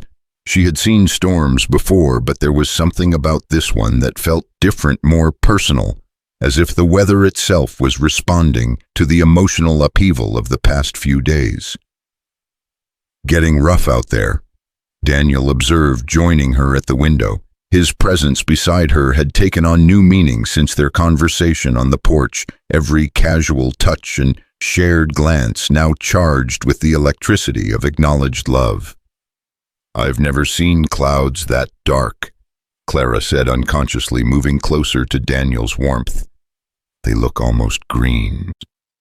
As if summoned by her words, the first fat raindrops began spattering against the glass, followed quickly by a deluge that turned the world beyond the cabin into a gray, impenetrable curtain. Lightning flickered in the distance, followed by thunder that seemed to roll across the prairie like the footsteps of giants. "We should check the animals," Daniel said, already reaching for his oilskin coat. "Storm like this could spook them into doing something foolish." Clara nodded, wrapping herself in the heavy shawl Daniel had bought for her during their last trip to town. Together they ventured into the tempest, fighting against wind that seemed determined to knock them off their feet. The rain was cold and driving, finding every gap in their clothing despite their precautions. The cattle were restless but safe in the shelter Daniel had built for them, their large eyes reflecting the intermittent lightning flashes. The horses were more agitated, whinnying and stamping in their stalls until Daniel's quiet voice and gentle touch calmed them. Clara found herself marveling again at his way with animals, the instinctive understanding that made them trust him even in their fear. By the time they made it back to the cabin, both were soaked to the skin despite their protective clothing. Clara's long hair had come loose from its pins, hanging in dark ropes down her back, while Daniel's shirt clung to his chest in a way that made Clara's breath catch despite the cold. "Lord," Daniel said, shaking water from his hair as they stumbled through the door, "haven't seen a storm like that since I was a boy in Ohio."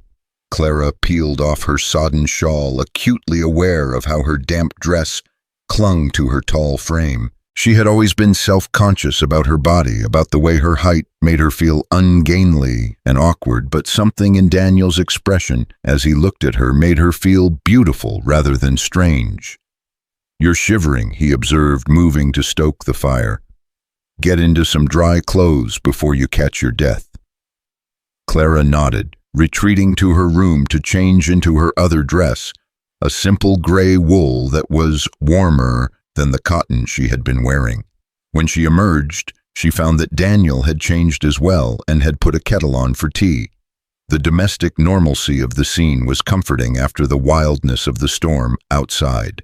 "Better?" Daniel asked, handing her a steaming cup. "Much, thank you."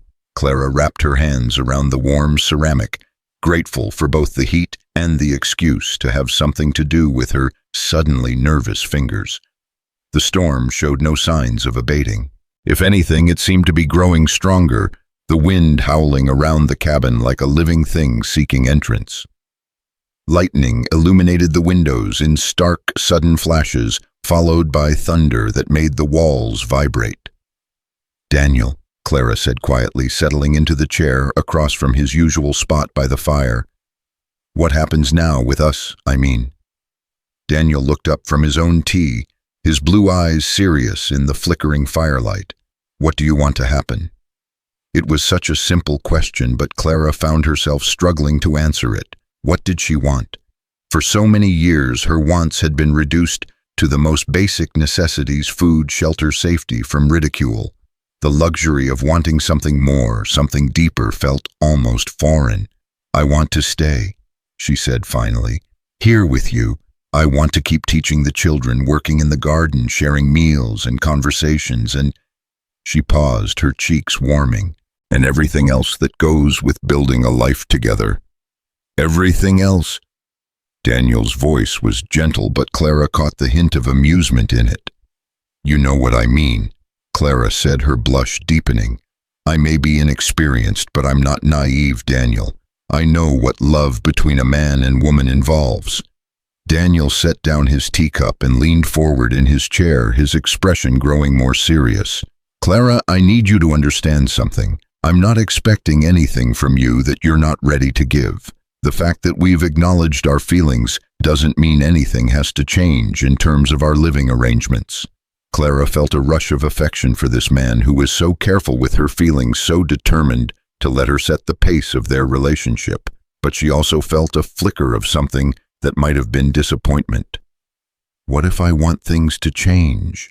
she asked quietly. Daniel's breath caught audibly. "What are you saying?"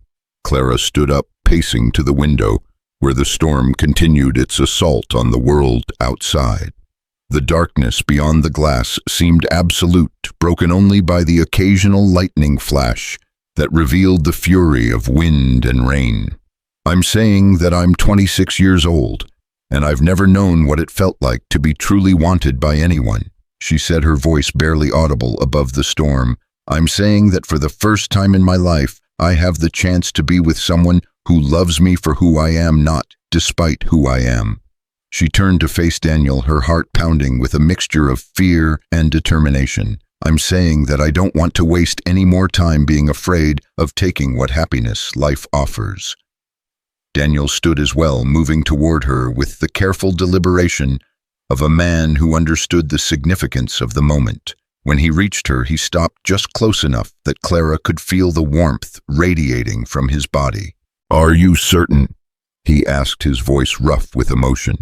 "Because once we cross this line, Clara, there's no going back, and I won't have you regretting anything we do together."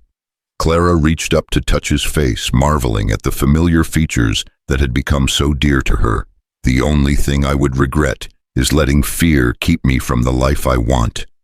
Daniel's kiss was different this time, deeper, more urgent, filled with the promise of everything they had both been holding back. Clara felt herself melting into his embrace, her carefully maintained composure finally crumbling under the weight of her feelings. When they broke apart, both were breathing hard, and Clara could see her own desire reflected in Daniel's eyes. "Clara," he whispered her name, a prayer on his lips. "Yes," she said simply, the single word carrying all the consent and longing she couldn't put into more elaborate phrases. What followed was a night of discovery and wonder, of gentle touches and whispered endearments that made Clara feel truly seen and cherished for the first time in her life. Daniel was patient and tender, seeming to understand instinctively that this was as much about emotional intimacy as physical pleasure. He worshipped her tall frame with his hands and lips, making her feel beautiful and desired instead of awkward and oversized. "You're perfect," he murmured against her skin, his voice filled with such genuine reverence that Clara felt tears slip down her cheeks. "I love you," she whispered back, the words taking on new meaning in the context of such complete vulnerability and trust. Afterward, they lay entwined in Daniel's bed, a bed that, unlike her own, had not been built to accommodate her unusual height, but which felt exactly right when shared with someone who loved her.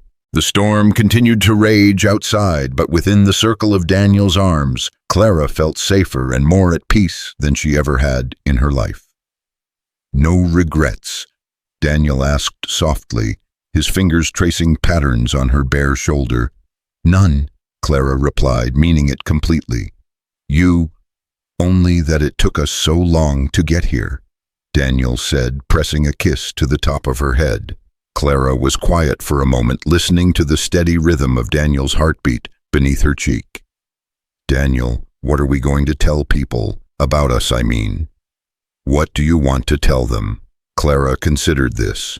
The practical part of her mind warned of the scandal their relationship would cause, the gossip and judgment that would inevitably follow. But the larger part of her, the part that had finally found its home, no longer cared what small-minded people might think. "I want to tell them the truth," she said finally, "that we love each other, that we're building a life together, even if they don't approve. Especially if they don't approve," Clara said with more conviction than she felt. "I've spent too many years hiding who I am to make other people comfortable. I won't hide this too." Daniel tightened his arms around her. "I'm proud of you," he said quietly. "It takes courage to choose love over fear."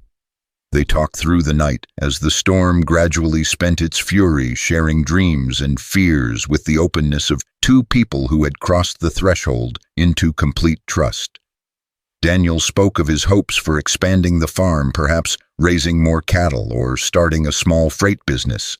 Clara shared her dream of opening a proper school, not just the Saturday sessions, but a real institution where children from across the county could receive a quality education. "We could do it, Daniel said thoughtfully. "Build a school, I mean. We've got the land, and you certainly have the knowledge and skill to teach." "It would cost money we don't have," Clara pointed out practically, though her heart leaped at the possibility. "Money can be earned. Dreams, once they're lost, are harder to get back." As dawn approached, painting the eastern sky in shades of rose and gold, the storm finally began to subside. Clara felt as if she had been transformed along with the weather. The woman who had fallen asleep in Daniel's arms was fundamentally different from the one who had arrived in Pine Creek just 2 months earlier. "I should get dressed," she said reluctantly, as the morning light grew stronger. "People will be stirring soon." "Will they?" Daniel asked with a smile. "After a storm like that, I doubt anyone will be moving around much before noon." But Clara was already reaching for her chemise, suddenly aware of the proprieties that their night together had temporarily suspended. "Daniel, what if someone comes by? What if they see us together like this? Then they'll see two people who care about each other," Daniel said simply. But he began dressing as well, understanding her concern, even if he didn't entirely share it. As Clara prepared to return to her own room, Daniel caught her hand. "Clara," he said seriously, "last night changed things for me. I hope it did for you too." "It did," Clara assured him. "Everything has changed." "Good."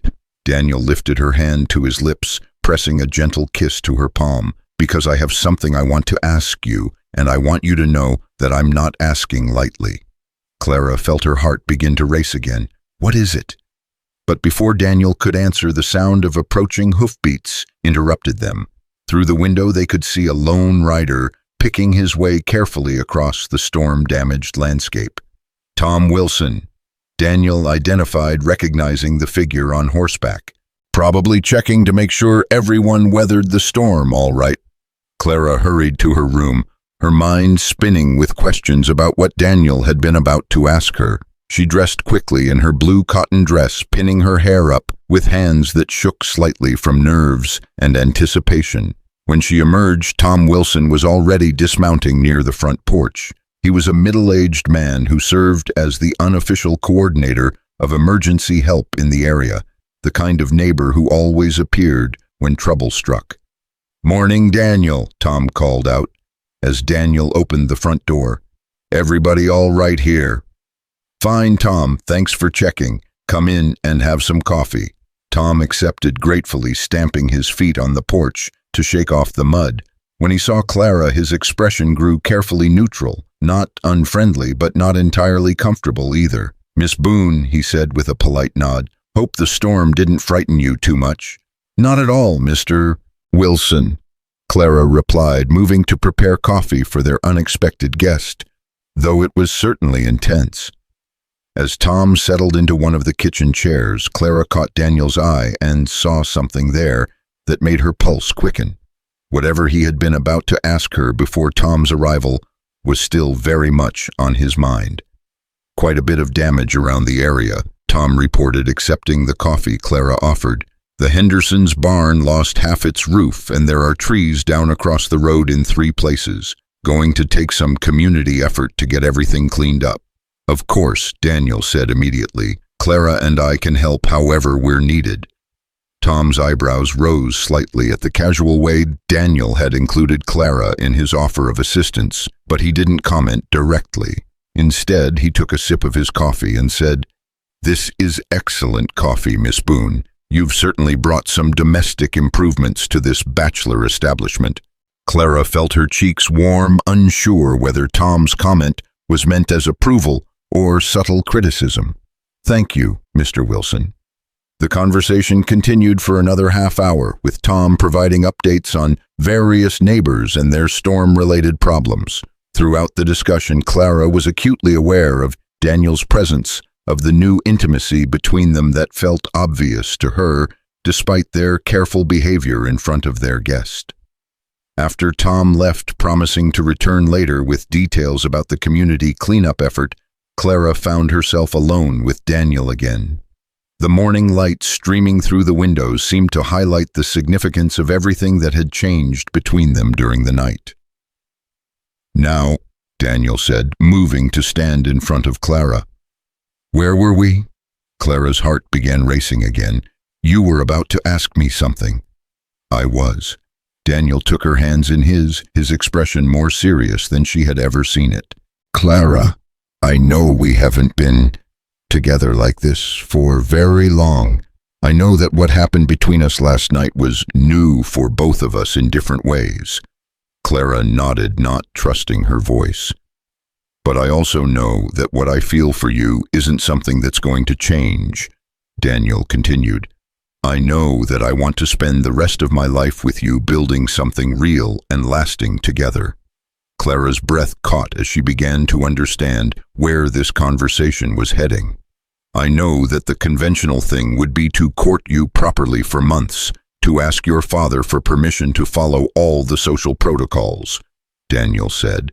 "But Clara, you don't have a father to ask, and we've already moved beyond conventional in just about every way possible." "Daniel," Clara whispered, her voice barely audible. "So I'm asking you directly," Daniel said, his blue eyes never leaving her face. "Clara Boone, will you marry me? Will you be my wife legally and officially and permanently?" Clara felt the world stop spinning around her. Marriage. The one thing she had been told over and over again was impossible for someone like her. The one dream she had forced herself to abandon years ago as too painful to maintain. "You can't be serious," she said, the words escaping before she could stop them. Daniel's expression grew more intense. "I have never been more serious about anything in my life." "But Daniel, think about what you're saying. Marriage means children, family, a future that people will judge and comment on. Are you really prepared for all of that, for a lifetime of people staring at us, talking about us?" "Clara," Daniel said firmly, "are you going to let other people's small-mindedness keep you from accepting happiness? Because that's what this is, a chance for both of us to have the life we want together." Clara felt tears beginning to gather in her eyes. "I want to say yes. God help me, I want nothing more than to say yes. But Daniel, what if we can't have children? What if my size makes it impossible?" Daniel's hands tightened on hers. "Then we'll cross that bridge when we come to it. But Clara, even if we never have children, even if it's just the two of us for the rest of our lives, that would be more than enough for me." "You say that now," Clara said, her voice breaking slightly, But what about in 5 years or 10? What if you change your mind? I won't change my mind, Daniel said with quiet conviction. Clara, you are the best thing that has ever happened to me. You make me laugh, you make me think, you make me want to be a better man. You've turned this house into a home and my solitary existence into something worth celebrating. Why would I ever change my mind about wanting that for the rest of my life? Clara looked into Daniel's face, seeing nothing but sincerity and love reflected there. The part of her that had learned to expect disappointment wanted to protect herself by maintaining some emotional distance that would make the inevitable loss less devastating. But the larger part of her, the part that had bloomed under Daniel's care and attention, wanted desperately to take this leap of faith. What about the neighbors? She asked, still grasping for practical objections. What about people like Mrs. Patterson, who already disapprove of our arrangement? What about them? Daniel asked. Clara, we can't live our lives according to other people's approval. We have to decide what's right for us and then have the courage to pursue it. Clara was quiet for a long moment, her mind racing through all the potential obstacles and complications. But underneath all her fears and practical concerns, one truth remained constant. She loved this man with every fiber of her being, and he loved her in return. Yes, she said finally, the word barely audible. Daniel's face broke into the most radiant smile Clara had ever seen. Yes, yes, Clara repeated louder this time. Yes, Daniel Reed, I will marry you. Daniel swept her into his arms, spinning her around the kitchen as Clara laughed with pure joy. When he set her down, he kissed her with a passion that made her dizzy. When? He asked against her lips. When what?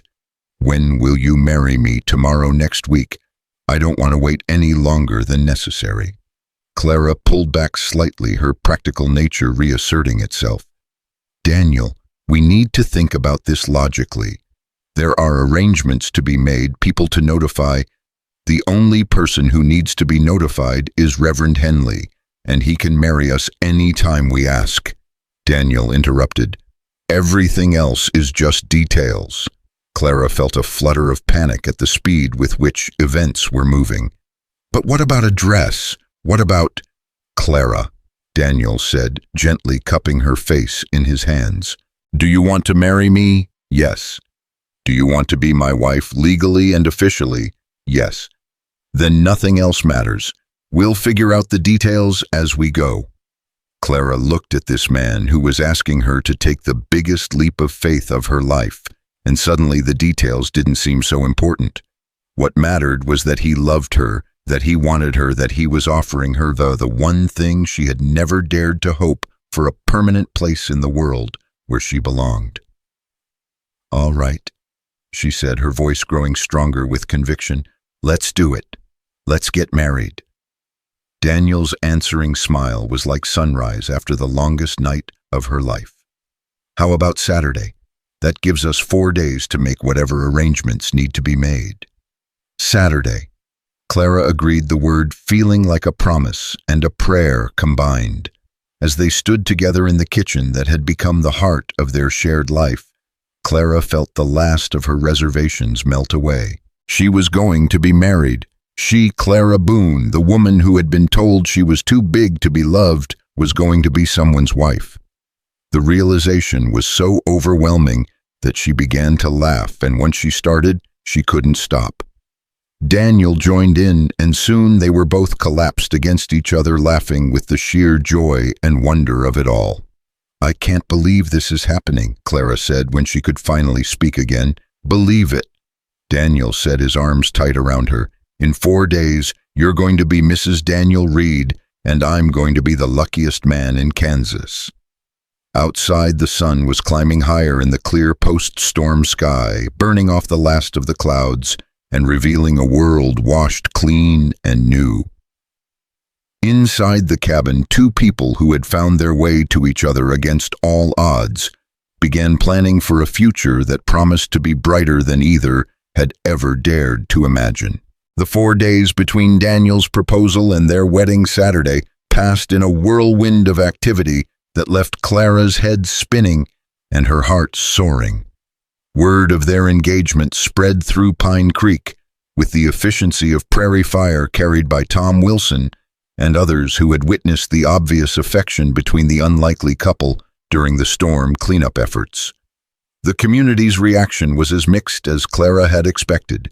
Mrs. Patterson's disapproval was so pronounced it was almost comical, her lips pursing into a line so thin it seemed to disappear entirely whenever she encountered Clara in town. But others surprised Clara with their quiet acceptance and even support. "About time," declared Mrs. Henderson, the banker's wife, when Clara accompanied Daniel to make arrangements for their marriage certificate. "You've been good for him, Miss Boone. Haven't seen Daniel smile this much since he came to Kansas." Reverend Henley was delighted to perform the ceremony, his kind eyes twinkling with genuine pleasure as he discussed the details with Clara and Daniel. "It's refreshing to marry a couple who clearly know their own minds," he said warmly. "So many young people these days enter marriage without truly understanding the commitment they're making, but you two have already proven you can build a life together." Mrs. Henley was even more enthusiastic immediately, taking Clara under her wing and insisting on helping with wedding preparations despite the short notice. "Every bride deserves to feel special on her wedding day," she declared firmly. "I don't care if you're 7 feet tall or 7 inches tall, you're going to have a proper celebration." The older woman's kindness nearly moved Clara to tears. She had expected judgment and whispered criticisms, not genuine warmth and offers of help. But as the week progressed, she discovered that Pine Creek contained more open-minded souls than she had realized.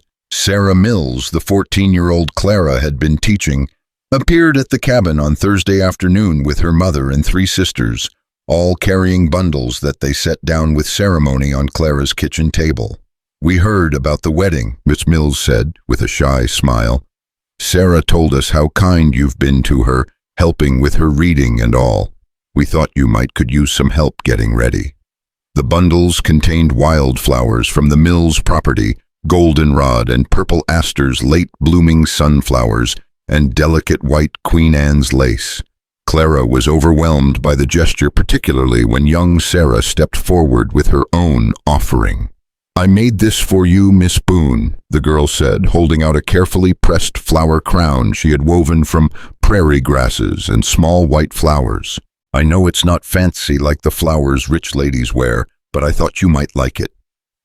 Clara knelt down to Sarah's level, accepting the delicate crown with hands that trembled slightly. "Sarah, this is the most beautiful thing anyone has ever made for me. Thank you."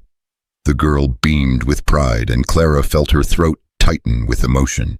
These people, these neighbors who barely knew her, were celebrating her happiness with a generosity that humbled her completely. Even more surprising was the arrival on Friday morning of Tom Wilson and 3 other men, all carrying tools and building materials. "Daniel mentioned you might want to expand the cabin someday," Tom said with a grin. "Figured we'd get you started on the right foot." What followed was a barn-raising style construction effort that transformed one corner of Daniel's cabin into a proper bedroom larger than the storage room Clara had been occupying, with windows on 2 sides and built-in shelving that would serve as both storage and display space for books. "Can't have newlyweds sharing a bachelor's quarters," declared Jim Foster, Tom's brother-in-law, as he hammered nails with efficient precision. "Every married couple needs a proper room to start their life together." Clara watched the construction with wonder, amazed that these men would spend their own time and materials to help create a home for her and Daniel. When she tried to thank them, Tom waved her off. "Neighbors help neighbors," he said simply. "That's how we survive out here." Daniel was equally moved by the community's unexpected support. "I knew these were good people," he told Clara, as they watched the men add finishing touches to their new bedroom. "But I didn't realize how good until today." The night before the wedding, Clara lay in her old room for the last time as an unmarried woman, her mind racing despite her exhaustion. Tomorrow she would become Mrs. Daniel Reed, a title that still seemed almost too wonderful to believe. She had tried on her wedding dress, a simple but elegant blue silk that Mrs. Henley had somehow procured and altered to fit Clara's unusual proportions, and had seen herself transformed in the mirror into someone she barely recognized, someone who looked like a bride rather than a curiosity. But beneath her excitement lurked a thread of fear that she couldn't quite shake. What if she couldn't be the wife Daniel deserved? What if her inexperience with domestic partnership, her years of independence and self-protection, made her incapable of the kind of intimate cooperation that marriage required? Clara, Daniel's voice came softly through her bedroom door, followed by a gentle knock. "Are you awake?" "Yes," she called back, surprised by his presence. They had agreed to spend this last night in their separate rooms, maintaining some semblance of propriety before the wedding. "Can I come in just to talk?" Clara hesitated for a moment, then padded to the door and opened it. Daniel stood in the hallway in his nightclothes, his hair mussed and his expression uncertain. "I couldn't sleep," he admitted. "Kept thinking about tomorrow, about everything that's changing." "Good thoughts or worried thoughts?" Clara asked, stepping aside to let him enter. "Both." Daniel settled into the chair by her window, while Clara perched on the edge of her bed. "Good thoughts about finally making this official, about calling you my wife, about building our future together, but worried thoughts too." Clara felt a chill of apprehension. "What kind of worried thoughts?" "Worried that I'm rushing you into something you're not ready for. Worried that you're agreeing to marry me because you feel obligated, not because it's what you truly want." The vulnerability in his voice made Clara's heart clench. She moved from the bed to kneel beside his chair, taking his hands in hers. "Daniel Reed," she said firmly, "I am marrying you tomorrow because I love you more than I ever thought it was possible to love another person, because you make me feel beautiful and valued and worthy of happiness, because I can't imagine spending my life with anyone else. You're certain, no doubts, no second thoughts." "The only doubt I have," Clara said honestly, "is whether I'll be good enough for you. Whether I know how to be a wife after spending so many years taking care of only myself." Daniel's expression softened. "Clara, you've been taking care of me for months now. Cooking my meals, mending my clothes, making this house feel like a home. If that's not being a wife, I don't know what is." "But marriage is different," Clara insisted. "More permanent, more official. What if I disappoint you?" Daniel slipped from the chair to kneel on the floor beside her, bringing them to eye level. "What if you don't? What if instead of disappointing me, you continue to amaze me every day for the next 50 years? Clara felt tears gathering in her eyes. "Is that what you want, 50 years? "I want forever," Daniel said simply. "I want to grow old with you, Clara. I want to watch your hair turn gray and see laugh lines develop around your eyes. I want to share every sunrise and sunset with you for as long as we both live." The tears spilled over then, but they were tears of joy rather than sorrow. "I want that too," Clara whispered, "more than anything." Daniel kissed her, then soft and sweet and full of promise. When they separated, both were smiling. "Now," Daniel said, getting to his feet, "we both need to get some sleep. Tomorrow is going to be a very important day." Clara nodded, feeling the last of her pre-wedding nerves settle into excited anticipation. "Daniel, yes, thank you for seeing me, for loving me, for giving me a chance at the life I never thought I could have." Daniel's smile was radiant. "Thank you for being brave enough to take it." Saturday dawned clear and bright, with the crisp edge of autumn in the air that made every breath feel invigorating. Clara woke before sunrise, too excited to sleep any longer, and spent the early morning hours preparing for the most important day of her life.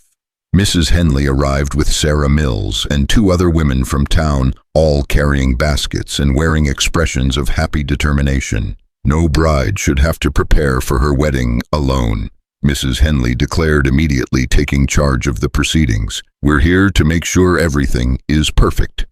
What followed was a morning of feminine camaraderie, unlike anything Clara had ever experienced. The women helped her bathe, wash, and arrange her hair and dress in the beautiful blue silk that transformed her from Clara the giantess into Clara the bride. Sarah Mills carefully placed the flower crown she had made on Clara's head, while Mrs. Henley fastened a simple pearl necklace, her own wedding jewelry, around Clara's neck. "Something borrowed," Mrs. Henley said, with satisfaction. "Now you're properly adorned." When Clara looked at herself in the full-length mirror Mrs. Henley had somehow procured for the occasion, she barely recognized the woman staring back at her. The blue silk complemented her dark hair and pale skin beautifully, while the flower crown added a touch of natural elegance that seemed perfectly suited to a frontier wedding. But more than her appearance, it was her expression that struck Clara as transformed. She looked radiant, confident, genuinely happy in a way she had never seen in her own reflection before. "You're beautiful, dear," Mrs. Henley said softly, standing behind Clara in the mirror. "Daniel is a very lucky man." "I'm the lucky one," Clara replied, meaning it completely. Meanwhile, Daniel was undergoing his own preparations with help from Tom Wilson and several other men who had appointed themselves his wedding attendants.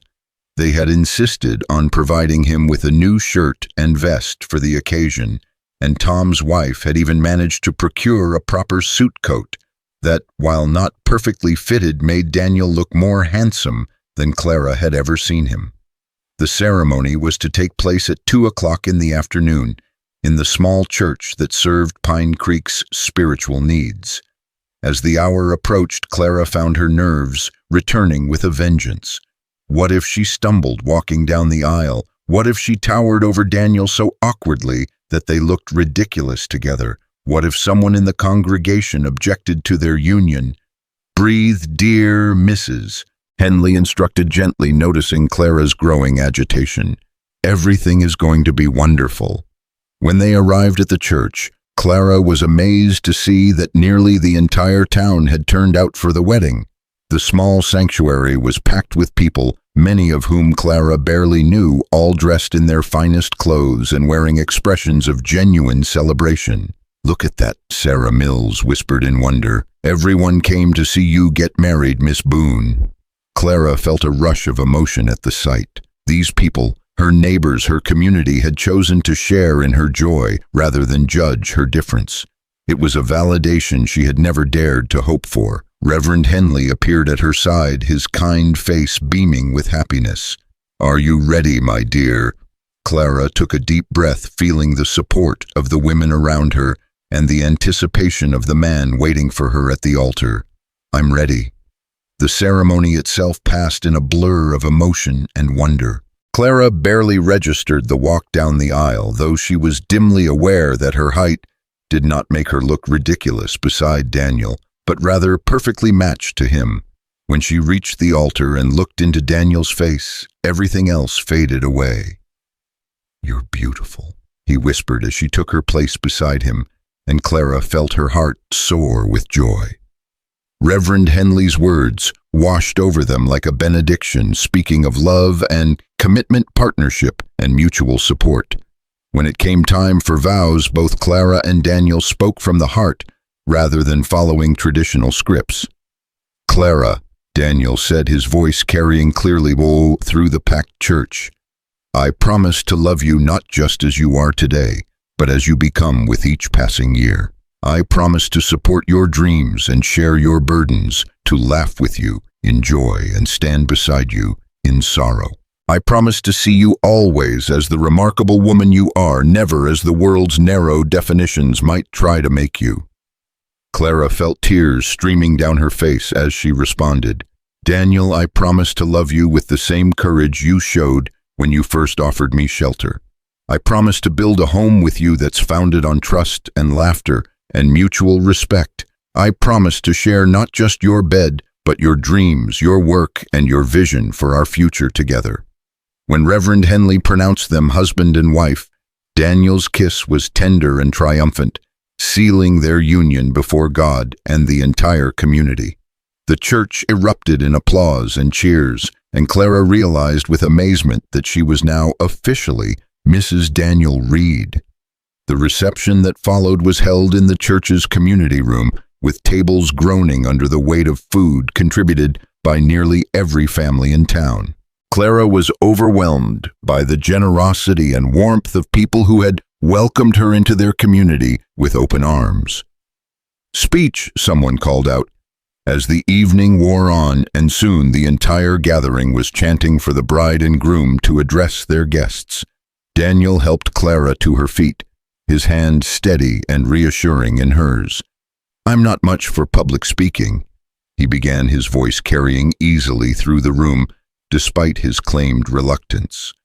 "But I want you all to know how much it means to Clara and me that you're here celebrating with us tonight."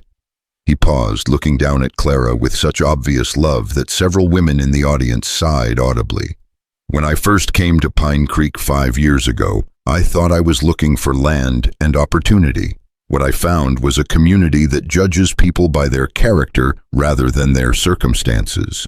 And when Clara arrived 2 months ago, she found the same thing: neighbors willing to look past surface differences to see the person underneath." The crowd murmured approval, and Clara felt her throat tighten with emotion.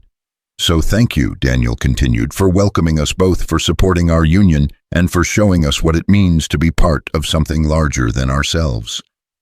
Clara found her voice then speaking from the heart to these people who had given her something she had never expected to find: acceptance. "When I came to Pine Creek, I expected to be here only briefly before moving on to the next town, the next rejection, the next disappointed hope," she said, her voice growing stronger as she spoke. "Instead, I found a home. I found love. I found a community that saw past my height to the person I am inside." She paused, looking out at the faces of people who had become her neighbors, her friends, her family. "Thank you for giving me the chance to belong somewhere. Thank you for celebrating with us tonight. And thank you for showing me that sometimes, if you're brave enough to stay in one place long enough, dreams really can come true." The applause that followed was thunderous, and Clara felt Daniel's arm tighten around her waist in pride and support. As the evening wound down and guests began to depart, Clara and Daniel received a steady stream of good wishes and advice from well-meaning neighbors. But it was young Sarah Mills who provided the most touching moment of the evening. "Mrs. Reed," she said shyly, approaching Clara as the reception was ending, "I made you something else." She held out a small, carefully wrapped package. When Clara opened it, she found a hand-stitched sampler with the words, "Home is where love lives," embroidered in delicate script. "I wanted you to have something to remember that you belong here now," Sarah said quietly. Clara knelt down to hug the girl, overwhelmed by the thoughtfulness of the gesture. "Thank you, Sarah. This is perfect." Finally, as the last guests departed and the church grew quiet, Clara and Daniel made their way back to their cabin, their home as husband and wife. The moon was full overhead, casting silver light across the prairie and illuminating the familiar landscape that had become Clara's sanctuary. "How do you feel, Mrs. Reed?" Daniel asked as they walked hand in hand up their front porch steps. "Like I'm dreaming," Clara replied honestly. "Like I'm going to wake up tomorrow and discover that none of this really happened." Daniel stopped and turned to face her, his hands coming up to frame her face gently. "It's real, Clara. We're real. This life we've built together is real." He kissed her, then soft and sweet and full of promise, and Clara felt the last of her disbelief melt away. Inside their home, they found that the women who had helped prepare for the wedding had left one final surprise. Their new bedroom had been decorated with wildflowers, and candlelight transformed into a bridal chamber that was both beautiful and welcoming. "They thought of everything," Clara marveled, taking in the romantic scene. "They wanted you to feel special," Daniel said, beginning to remove his suit coat. "Because you are special, Clara, to them, to this community, and most of all, to me." As they prepared for their first night as husband and wife, Clara caught sight of herself in the bedroom mirror. The woman looking back at her was radiant with happiness, her eyes bright with love and hope for the future. She was still 7 feet tall, still different from every other woman in Pine Creek, but she was no longer defined by those differences. She was Clara Reed, now wife and teacher, and valued member of a community that had chosen to see her worth. She was a woman who had found her place in the world, not by making herself smaller, but by finding people big enough in heart and spirit to accept her as she was. Later that night, as they lay entwined in their marriage bed, Clara spoke the words that had been growing in her heart for weeks. "Daniel," she said softly, "I think I might be pregnant." Daniel's sharp intake of breath was audible in the quiet room. "Are you certain?" "As certain as I can be without seeing a doctor. My monthly courses are late and I've been feeling different."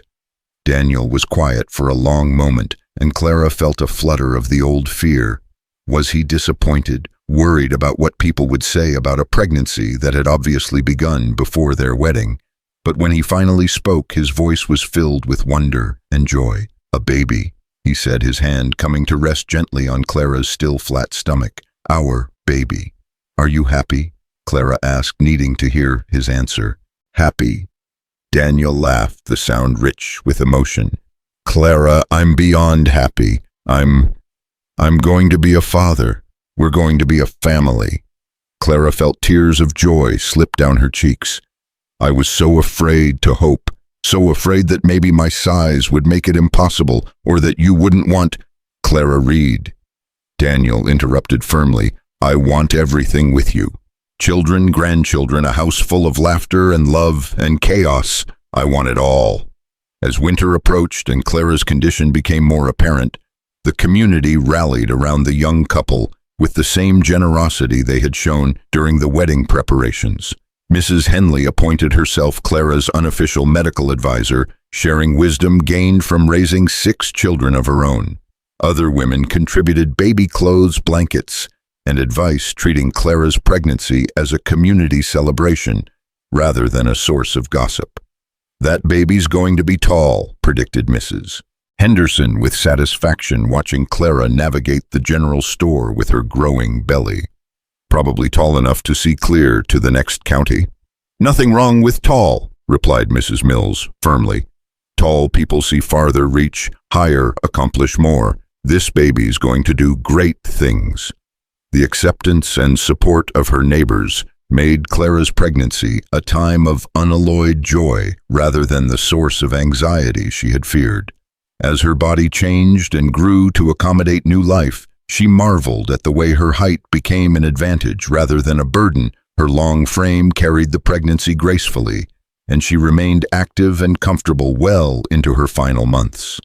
Daniel was an attentive and devoted husband throughout her pregnancy, taking on extra household chores without complaint and treating Clara like precious cargo. His excitement about becoming a father was infectious, and Clara found herself looking forward to their child's arrival with eager anticipation rather than fear. On a cold February morning, as snow fell softly outside their bedroom windows, Clara went into labor. Mrs. Henley and 2 other experienced mothers attended the birth, while Daniel paced anxiously in the kitchen, starting at every sound from the bedroom. The labor was long but uncomplicated, and when their daughter finally arrived with a lusty cry that seemed to shake the cabin's walls, Clara felt her heart expand with a love so fierce it took her breath away. "She's perfect," Mrs. Henley announced, placing the cleaned and swaddled baby in Clara's arms. "Healthy as a horse and twice as strong." Clara looked down at her daughter, their daughter, and felt tears of wonder slip down her cheeks. The baby was indeed perfect, with Daniel's blue eyes and Clara's dark hair already showing signs that she would inherit her mother's height. "Daniel," Clara called softly, and her husband appeared in the doorway as if he had been waiting just outside. "Is everything—" he began, then stopped as he saw Clara holding their child. "Come meet your daughter," Clara said, her voice thick with emotion. Daniel approached the bed with reverent steps, his face transformed by awe and love. When Clara placed the baby in his arms, he began to cry, great shuddering sobs of joy and gratitude. "Ah, she's beautiful," he whispered, "just like her mother." "What shall we call her?" Clara asked, watching her husband cradle their daughter with infinite gentleness. "Ruth," Daniel said without hesitation. "Ruth Reed. It means faithful friend. And that's what she'll be, faithful to us, faithful to this community that's given us so much." As if approving of her name, baby Ruth opened her eyes and looked directly at her father, her tiny hand gripping his finger with surprising strength. "Hello, Ruth Reed," Daniel said softly. "Welcome to the world, little one. Your mama and I have been waiting for you." That evening, as neighbors began arriving to meet the newest member of Pine Creek's community, Clara sat propped up in bed with Ruth in her arms, watching Daniel proudly show off their daughter to well-wishers. The scene was everything she had ever dreamed of, but never dared to hope for: a family, a home, a place where she belonged completely. Mrs. Patterson, who had maintained her disapproval of Clara throughout her pregnancy, surprised everyone by arriving with a beautifully knitted baby blanket. "Every child deserves a proper welcome," she said stiffly, placing the blanket in Clara's hands. Then more softly, "She's lovely, Clara. You've done well." It was, Clara realized, as close to an apology as the proud woman would ever offer, and she accepted it graciously. "Thank you, Mrs. Patterson. The blanket is beautiful." As the last visitors departed and the Reed family settled in for their first night, as three, Clara looked around their bedroom with profound satisfaction. The walls were decorated with Sarah Mills' sampler and other gifts from neighbors. The cradle beside their bed was filled with their sleeping daughter, and Daniel sat in the chair by the window, reading aloud from one of his mother's books, as he had promised to do every night. "Home is where love lives," Clara said softly, recalling the words on Sarah's sampler. "What's that?" Daniel asked, looking up from his book.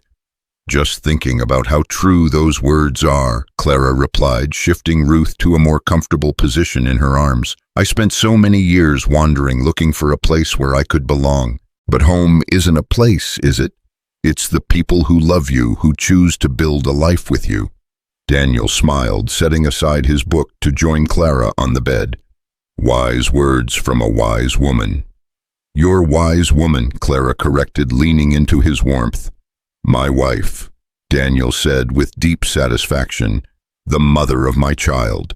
The woman who made me understand what it means to have everything you need right here." Outside their window, snow continued to fall on the Kansas prairie, blanketing the world in pristine white. Inside the cabin, three people who had found their way to each other against all odds settled in for the night, surrounded by the warmth of unconditional love and the promise of all the tomorrows yet to come. Clara Boone Reed, the woman who had once been told she was too big to be loved, too tall to be wanted, too different to ever find her place in the world, drifted off to sleep with her husband's arm around her and their daughter's soft breathing in her ear.